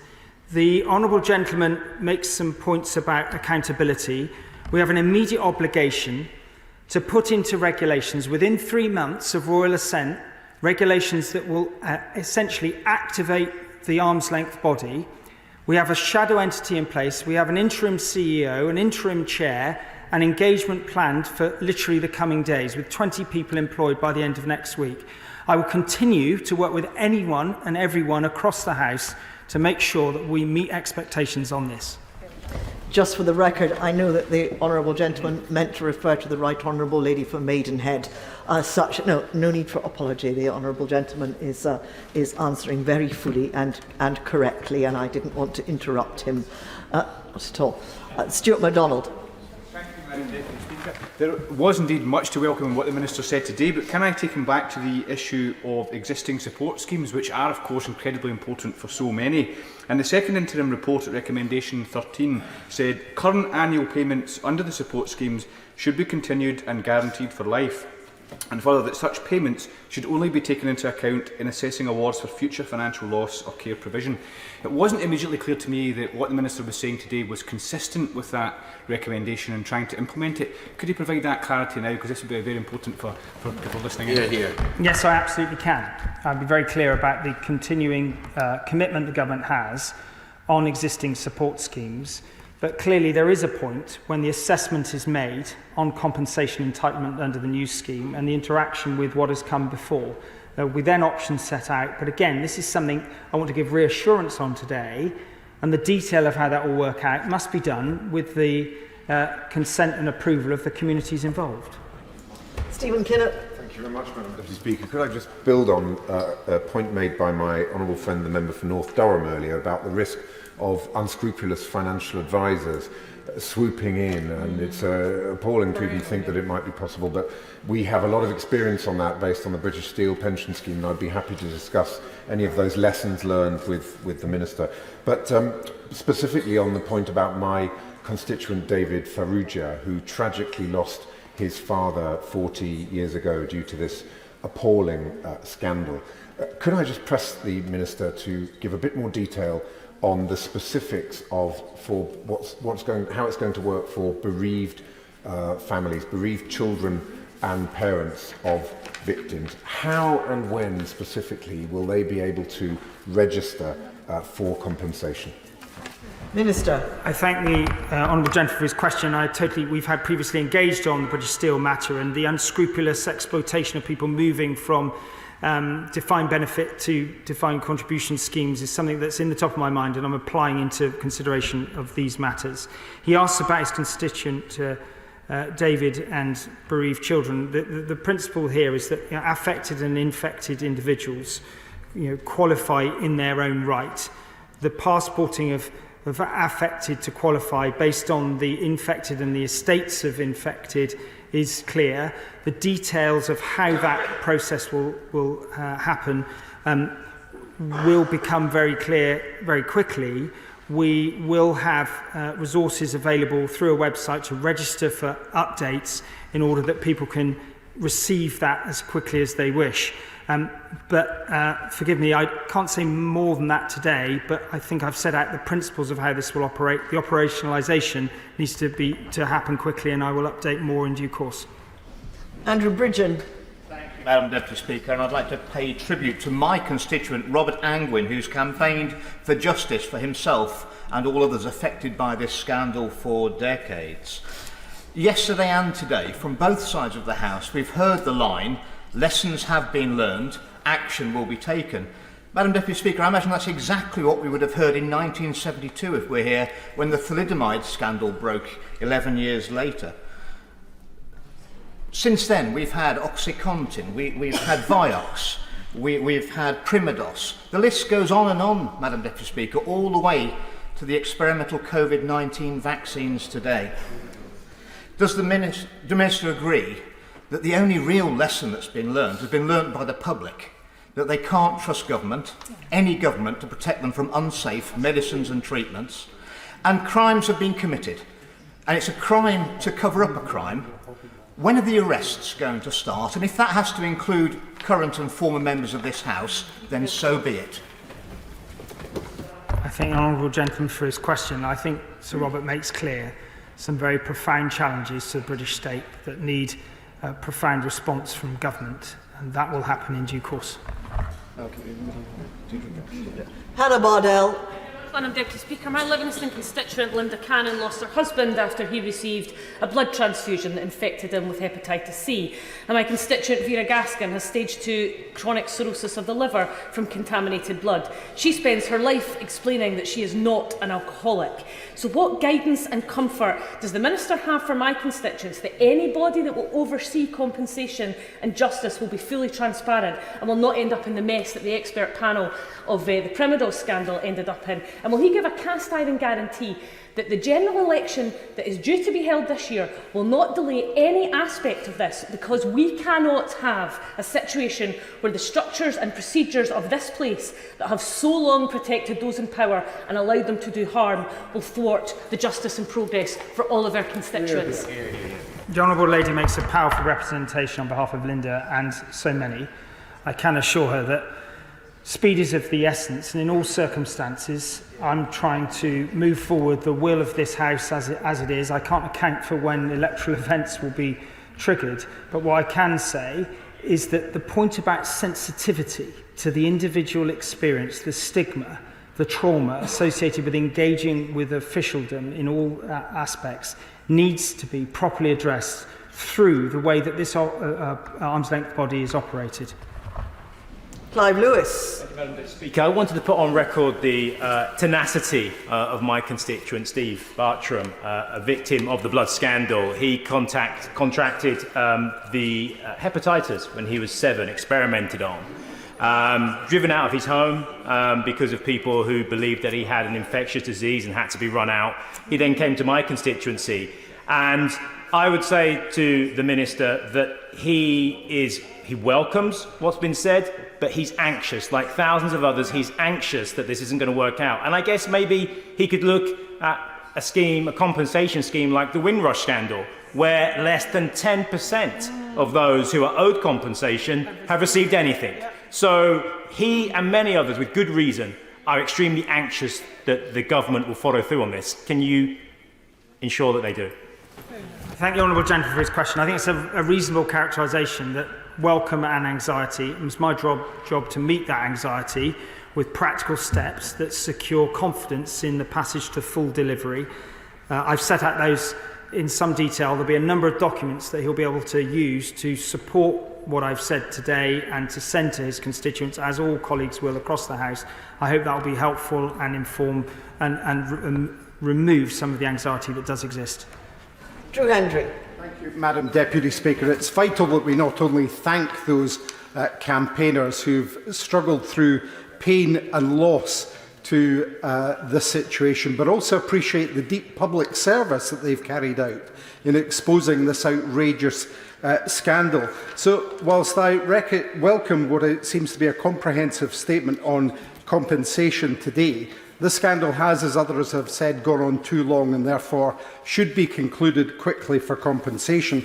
But that's only part of the issue of justice for these campaigners. Now, I appreciate what the Minister said about his ability to talk about future events, but will he at least commit to the principle for his government of ensuring those involved in deliberate cover-up, adding to the delay and suffering and causing death, will face justice themselves?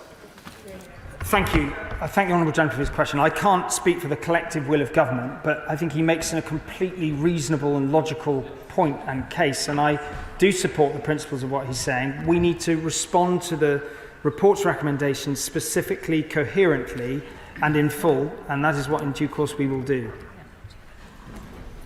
Emma Lewbach. Thank you very much, Madam Deputy Speaker. Yesterday's apologies and this compensation is the beginning of justice for the thousands of lives lost and ruined. The Minister will know, though, that Sir Brian Langstaff found downright deception, an attitude of denial. He was clear that this has been no accident. Public service is an honour that comes with great responsibility. Individuals and organisations have failed in that responsibility and betrayed that honour. I've heard the Minister's earlier responses, but can he at least indicate to us when the Government will express a view on criminal charges? I thank the Honourable Lady for a powerful representation on that matter. I cannot give her a categorical assurance. I do hope that by setting out a clear opportunity to discuss the report in its different dimensions, I hope in a few weeks' time, that we will start that process. Obviously, other ministers will lead on some of these matters, and the evidence and where it leads us will also determine what those options are. But I think she speaks for so many across this House that these are serious matters that need a serious response from government in its different elements. Helen Morgan. Very much, Madam Deputy Speaker. I just wanted to acknowledge 3 of my constituents who've been in touch over the last few weeks.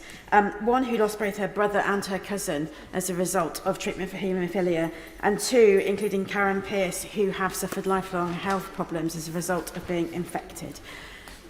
Madam Deputy Speaker, I have been in this place for rather less time than most of my colleagues, only less than 2.5 years, and I am struck by the number of scandals where huge institutional cover-ups have happened just in that short period.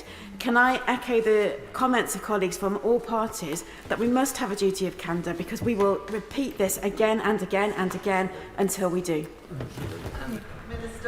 Yes, I thank the Honourable Lady for her point on duty of candour. I think it's one that several have made this afternoon, and the Government will reflect and respond in due course very carefully. Thank you. Clive Efford. Deputy Speaker, I welcome the Paymaster General's statement, but we have to remind ourselves that many of us have been coming here for the past year asking for a response to Sir Brian Langstaff's interim report from last April. And we've been told that the government is moving ahead at pace, but there's no evidence of that, even with the statement today. Now,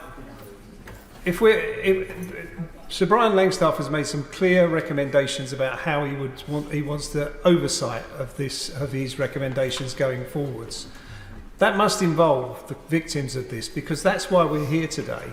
Without the victims who have doggedly and determinedly demanded that they have justice in this affair, they have brought us to this point where the Paymaster General is making this statement, and they must have oversight of how we respond to Sir Brian Langstaff's report, and as this House must have, because across both sides of this House, people have been trying to hold the government to account over this. And the Horizon scheme has an advisory body to oversee compensation, which has an honourable member from this House and from the other place. Do you envisage having any advisory body of a similar sort for this compensation scheme? Well, I don't think you can characterise what I've announced today as not making significant progress. I'm not here to claim credit for it or to say what it's attributed to, other than the work of Sir Brian Langstaff and those who've campaigned. Absolutely, at the core of what I've said, the immediate next steps is the work of Sir Robert Francis to engage with the infected and affected communities, to define the regulations that the government is obliged, rightly so, to bring to this House within 3 months of the royal assent of the bill.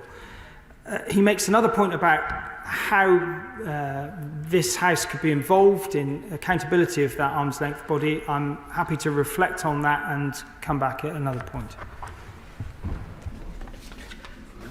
Dan Carden.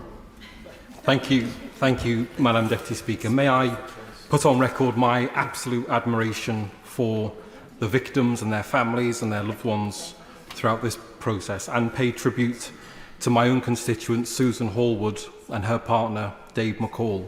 Susan had 3 sons, all had haemophilia, and 2 received contaminated blood, and both contracted HIV and died of AIDS. Brian, aged 16, and Stephen, aged 9, and Susan gave evidence at the inquiry, and I want to thank her for doing that. And it's right that they are receiving an apology and compensation, but of course that will never be enough. And I would ask the Minister to address the issue of accountability, the issue of individual accountability for those culpable of doing wrong, and organisational accountability. And I ask him what he can do to make sure that this is not another example of compensation without accountability to add to Hillsborough and Windrush and other scandals that we've seen. The Honourable Gentleman speaks very powerfully about his constituents, Susan, David and their family. I think he also makes the point quite clearly that compensation by itself isn't enough. I think, though, with respect to the wider accountability of institutions, hospitals, civil servants, the interaction between civil servants and government ministers and the NHS, there is a lot of complexity there in how we respond appropriately and thoughtfully, both altogether and on individual cases. So I hope he will respect what I'm saying and hope that we can engage on this at a future point in this chamber. Peter Grant. Thank you, Madam Deputy Speaker. I was contacted this morning by a constituent who, to the best of my knowledge, has never come forward before. That's something we're still trying to establish. As a 12-year-old girl, she received a blood transfusion that was infected with hepatitis B. She has lived with that infection for 70 years because she was infected not in the 1970s but in the 1950s. Can the Minister give an assurance that the compensation and other support that has been outlined today will be available to all victims regardless of how long ago they were infected, and can outline what he's doing to make sure that others like my constituent do not miss out simply because they didn't realise that this applied to them as well? Absolutely, the eligibility is clear. If people were infected by those NHS blood products and infected tissues, that they qualify. The only challenge is how do you verify that when records go back a long way, but those are challenges that can be met and we need to find ways of doing so. Beth Winter. Thank you, Madam Deputy Speaker. May I also begin by paying tribute to all those infected and affected in my constituency of Cynon Valley in Wales and beyond, and in particular Lynn Kelly, who is the chair of Haemophilia Wales, who've campaigned tirelessly over many decades for justice. Madam Deputy Speaker, the inquiry's compensation report recommended that an interim payment be paid to recognise deaths of people to date unrecognised, including bereaved parents, children or siblings. And the Minister will be aware that there are 28 such cases in Wales. You met with Haemophilia Wales a fortnight ago. Now, I note in your statement, the Minister made reference to interim payments. But can I please ask him to clarify that interim payments for previously unrecognised deaths, including those in Wales, will be made? And can he be specific on when those individuals will receive those payments? And can he be entirely clear if they will be paid through the Welsh Infected Blood Support Scheme? We'll have to wait for the UK compensation scheme to be established. Thank you. Thank you. She's right to pay tribute to Lynn Kelly, who I met in Cardiff, as she knows. I just want to clarify, there are two interim payments here that we've been talking about. One that we put into legislation to £100,000 for the estates of deceased infected, where previously they haven't received that payment. We're working through with the infected blood support schemes how that will work. I can't update on that at this moment because we are working with them to determine that. And then the second interim payment, which builds on the 100,000 for the infected alive that I mentioned, which is 210,000, building on the one of 100,000 at the end of in 2022. That will happen in 90 days, starting in the summer. That will be given through the existing infected blood compensation schemes. The interim payment will, in order to expedite that as quickly as possible. And then we will update in the autumn with respect to the balancing payments. You'll recognise that that is part of a bigger payment people will be entitled to how that works according to the journey of work and engagement with the communities in the next few weeks. Pete Wishart. Thank you ever so much, Madam Deputy Speaker. For over 20 years, I supported constituents caught up in this unprecedented scandal and tragedy, and I want to mention just two of them. Bill Wright, who the Minister knows, who has led Haemophilia Scotland with such energy and enthusiasm for about the last 2 decades, and a woman called Tricia Tritheridge, who introduced me to the scandal back in 2001 when I was first elected, who unfortunately can't be with us because she died of age-related conditions in 2013. And I want to say to the Minister, well done. I think he's delivered, I have to say that. I think he's answered and reassured people generally well about some of the questions and outstanding issues that are still there. But I sort of suspected to be taken about last, so I just want to sort of say to the Minister that he will know what is now required. I think he's got the compensation side of it right. It's the responsibility and accountability side of the equation that now has to be addressed. Now, he's talked about a debate when we come back afterwards. He sort of hinted at other departments looking at all this. But we need to hear tangible effort and energy into what is going to happen to ensure that people are held to account and responsibility for the decades of obfuscation, of not taking responsibility, and for even lies that came to us as members of Parliament, and people like ministers from officials. When are we going to hear solid action about how this is going to be addressed? Well, I thank the honourable gentleman for his kind words, and particularly his words about Bill Wright, who I enjoyed meeting, who I know has campaigned so hard for so long, and the constructive way that Bill and his colleagues engaged with me, asking me reasonable but tough questions, and I hope that I've answered some of those today.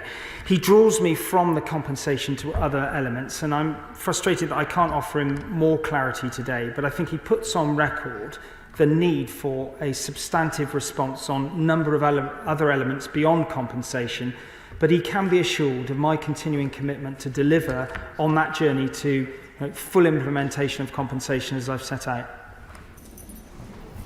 Michael Shanks. Thank you, Madam Deputy Speaker. 20 years ago, the late former chair of the Scottish Infected Blood Forum, Philip Dolan, said that for years, every time we've reached the top of the mountain, the cloud lifts and there's another mountain to climb. And I think from the Minister's statement today, there is some sense that there might not be another mountain to climb, but there is a need for some transparency, particularly in what he's talked around eligibility, tariffs, the appeal process, and crucially timelines, so that people can have confidence of when this is going to happen. Will people have access to legal aid if they wish to take their case, appeal their case? And on the point of existing compensation schemes, there's been some concern from a number of people about what's been announced today. In answer to the Honourable Member for Cumbernauld and Kirkintilloch, he said they'd be shaped by people, that these schemes wouldn't just simply be abolished, but he has put a firm deadline of the 31st of March 2025. So can he outline exactly how people will be part of that process so they don't feel like they've lost out once again in this process? Makes a number of questions. I haven't said that the existing schemes will stop on the 31st of March 2025. What I've committed to is that thereafter there is an uncertain process at this point with respect to when individuals will have their full assessment made, and I've made some assertions around how that needs to work. Some of the other things, though, that he makes the point about around accountability, transparency and so on, I haven't set out because they need to be informed by the communities through the process that I've said Sir Robert Francis is leading in the coming weeks. It will be, I hope, a constructive iterative process with government in order that the output of that work will lead to the right position of government subsequently in terms of the regulations we bring before this House.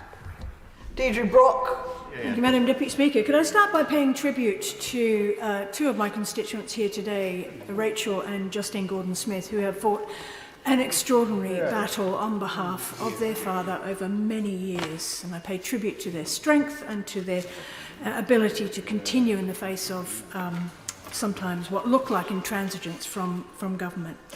But they and the infected blood community will, I know, welcome much of what the Minister has announced today, but they are understandably wary of government after the deceptions and delays of the past. So can he guarantee full transparency of the deliberations of the arm's length body?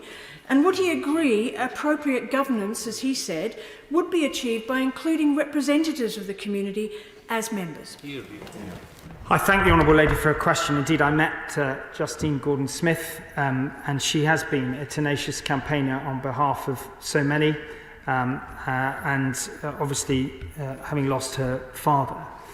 I can confirm that we will do everything we can to ensure that all communities, infected and affected, and there are considerable differences between them in terms of their views on how things should be conducted, but we will work to find a way of appropriately engaging them as these regulations are formed, but also ensure the right oversight takes place going forward so this arm's length body is something that they can rely on and have full confidence in, wherever they are in the United Kingdom. Alison Thewlis. Thank you, Madam Deputy Speaker. I have 6 constituents who've been in touch with me, infected and affected by this awful scandal. Many of those still want to maintain anonymity, such is the stigma that still persists today about these cases that they have, about these illnesses that they have contracted. But I was very pleased to see that my constituent Maria was there yesterday. She first came to see me in December 2015, 8.5 years on top of the long time that she already had to wait. Is a long and arduous journey, and I'm glad and I hope that she and all those affected and infected got what they wanted from Sir Brian Langstaff's report yesterday. But to ask specifically about what he said in his statement about interim payments, I'm not clear of whether the 6 constituents in touch with me will be eligible for this, because he said that interim payments will be made to living infected beneficiaries and the estates of those who pass away between now and payments being made. Now, that isn't clear to me, that if somebody tragically passed away yesterday, that their estates would not be eligible for this. Neither those from the interim report until the final scheme is in place, whether all of those people would be eligible. And it would be perverse, would it not, that particularly children whose parents have died and adults who have so tragically lost their children might not be eligible for these interim payments. So could I ask for some clarity on that eligibility? Because there are people who should not be losing out. They've already suffered too much, and they should be eligible for these payments as soon as possible. I thank the Honourable Lady for her question, and I note her presence there yesterday alongside me. I'm very happy to engage with her to clarify for her individual constituents. I'm very reluctant to make sort of binding assertions around individuals here on the floor of the House, because I don't want to mislead her or anyone else. But I'd be very happy if she writes to me to respond to her as fully as I can. And finally, Jim Shannon. Madam Deputy Speaker, a real pleasure to ask a question. First of all, can I just thank Government for their apology, thank them for their compensation, and thank the Minister for his tone and his words, which were very humbly spoken, and I think encouraged us all across this chamber. That's not easy to do when you hear all the questions that are put forward. Victims have highlighted what they deem to be a lack of recognition and a lack of accountability. Today there is a recognition, and yet I do feel that within the accountability must be safeguards to ensure that similar medical experimental methods cannot be permitted to take hold and bring these devastating results ever again.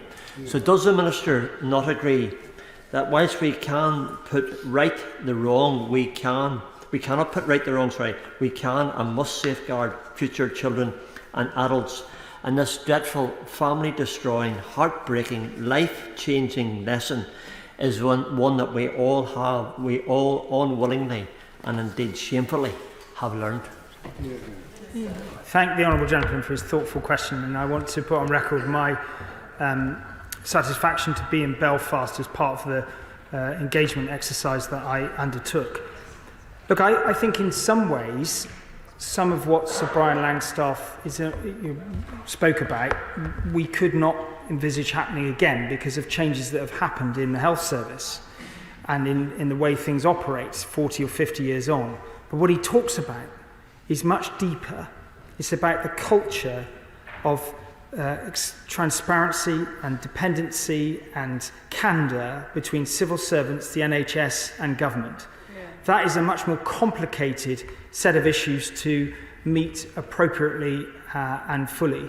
And so, forgive me, I won't be able to respond to his specific point today, but he articulates the challenge that we need to meet as government. And I look forward to playing my part, whatever that is, in meeting it. Thank you. That concludes proceedings on the statement, and I thank the Minister for having taken a very large number of questions, having remained at the dispatch box for well over 2 hours, and for having answered every question thoroughly and carefully. Thank you. Point of order, Caroline Lucas. Thank you, Madam Deputy Speaker. This morning, a Home Office commissioned report from Lord Wolney was presented in Parliament using the motion for unopposed return procedure, effectively protecting it from any kind of legal challenge. However, the report reads as a highly political document, and it includes proposals, for example, for very serious restrictions on civil liberties and human rights. I understand it's not an order for members to criticise a member of the House of Lords in the Chamber, and Lord Wolney's interests as a paid advisor for the arms and oil industry are listed in the Register of Lords' Interests. But could you advise the House, when a report is given legal cover by this House, whether it would be at least healthy for scrutiny for there to be an additional requirement for any relevant interests by a report's author to be specifically flagged to this House as well? The Honourable Lady for her point of order. I can confirm that the effect of this morning's motion is that the report was published by order of the House. But the Honourable Lady asks about the financial interests of members of the House of Lords, and that, of course, is not a matter for the Chair of the House of Commons. But I do appreciate that the Honourable Lady makes a serious and valid point about the way in which the matter has been presented to this House, and if she has concerns about the content of the report, then I would advise that she might discuss with the Table Office how she might pursue the matter further. There are various lines of action open to her. Thank you.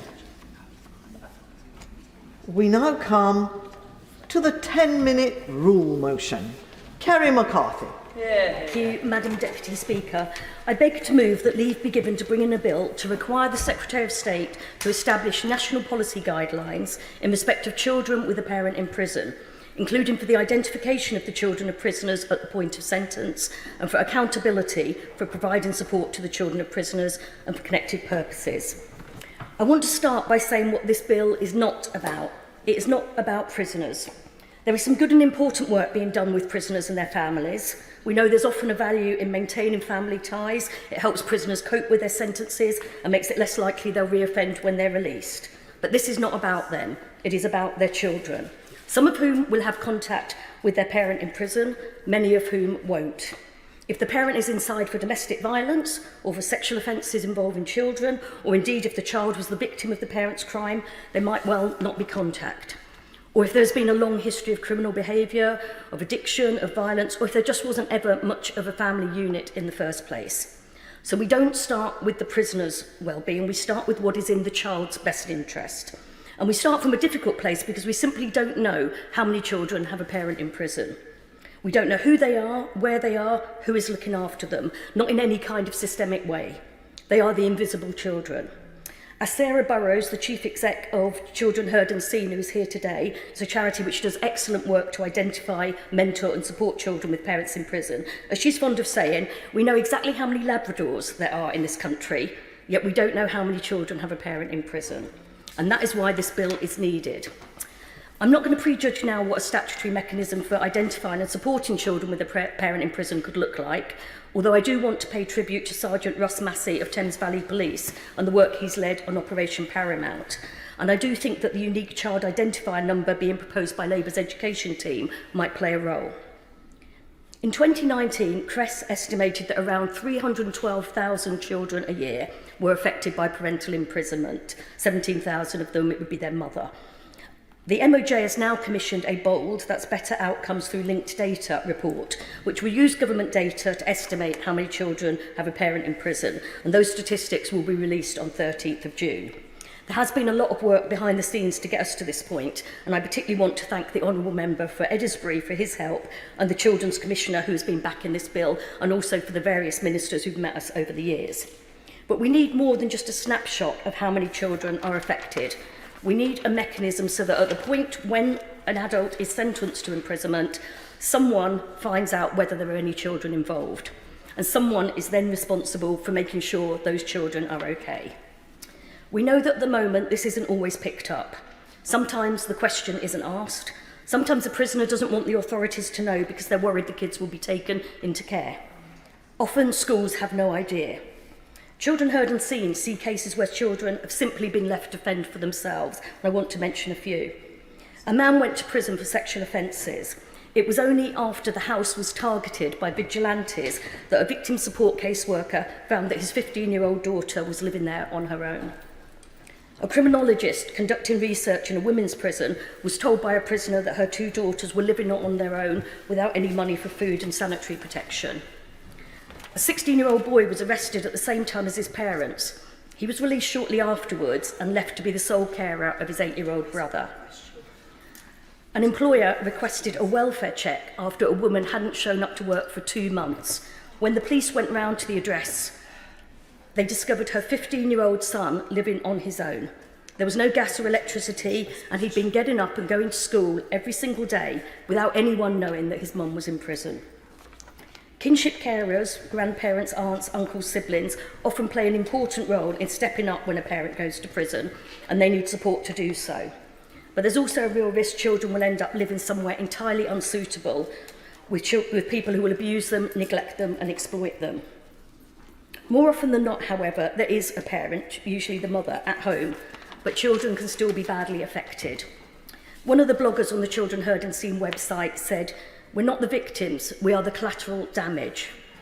There's an emotional loss, a sense of abandonment. There's perhaps a sense of injustice if they feel that their mum or dad has been wrongfully jailed. Or there's anger that their mum or dad has chosen to commit a crime, not caring what happens to them as a result. On a practical level, it could mean a big change in the family's financial situation, having to move house, move schools, going on to free school meals. Having to change your names and leave town altogether because it's been all over the papers that your dad is a sex offender. And I've met a family that happened to. And perhaps most damaging of all, it's the stigma and the shame of being associated with a parent's crime. Being bullied at school, being seen as trouble by the teachers. As one mother said, "I'd moved areas because I felt like I was being watched all the time. People were talking and we were being discriminated against when it was not something that we've done. Kids are innocent and I've had to move schools, which has been more upheaval. It's just a nightmare." Children Heard and Seen use the hashtag #ItWasn'tMe. The child hasn't done anything wrong, but in so many ways the child is being punished too. The research from CRESS that I mentioned earlier from 2019 found that children of prisoners are at risk of significantly worse outcomes than children not affected by parental imprisonment, including lifelong mental health problems and being involved in the criminal justice system themselves later in life. It's been suggested that 65% of boys with a parent in prison go on to offend. Others say that a child with a parent in prison is 3 or 4 times more likely to get into trouble. Although it is difficult to separate out other factors in a child's upbringing, the same factors that might have led their parent to become involved in crime, like poverty or family instability. What is clear is that by supporting and mentoring children, it is possible to break that cycle. I've met many adults from all walks of life, still deeply affected by the trauma of their childhood experience. We've met in this building, we've shared stories. What is striking is just how difficult it is for them to talk about it many years down the line. A few months ago, I watched a brilliant documentary, The Edge of Everything, about Ronnie O'Sullivan, whose father was jailed for murder when he was 17. And it was actually heartbreaking to hear him talk about it, to see the pain writ large on his face some 30 years later. He's #1 in the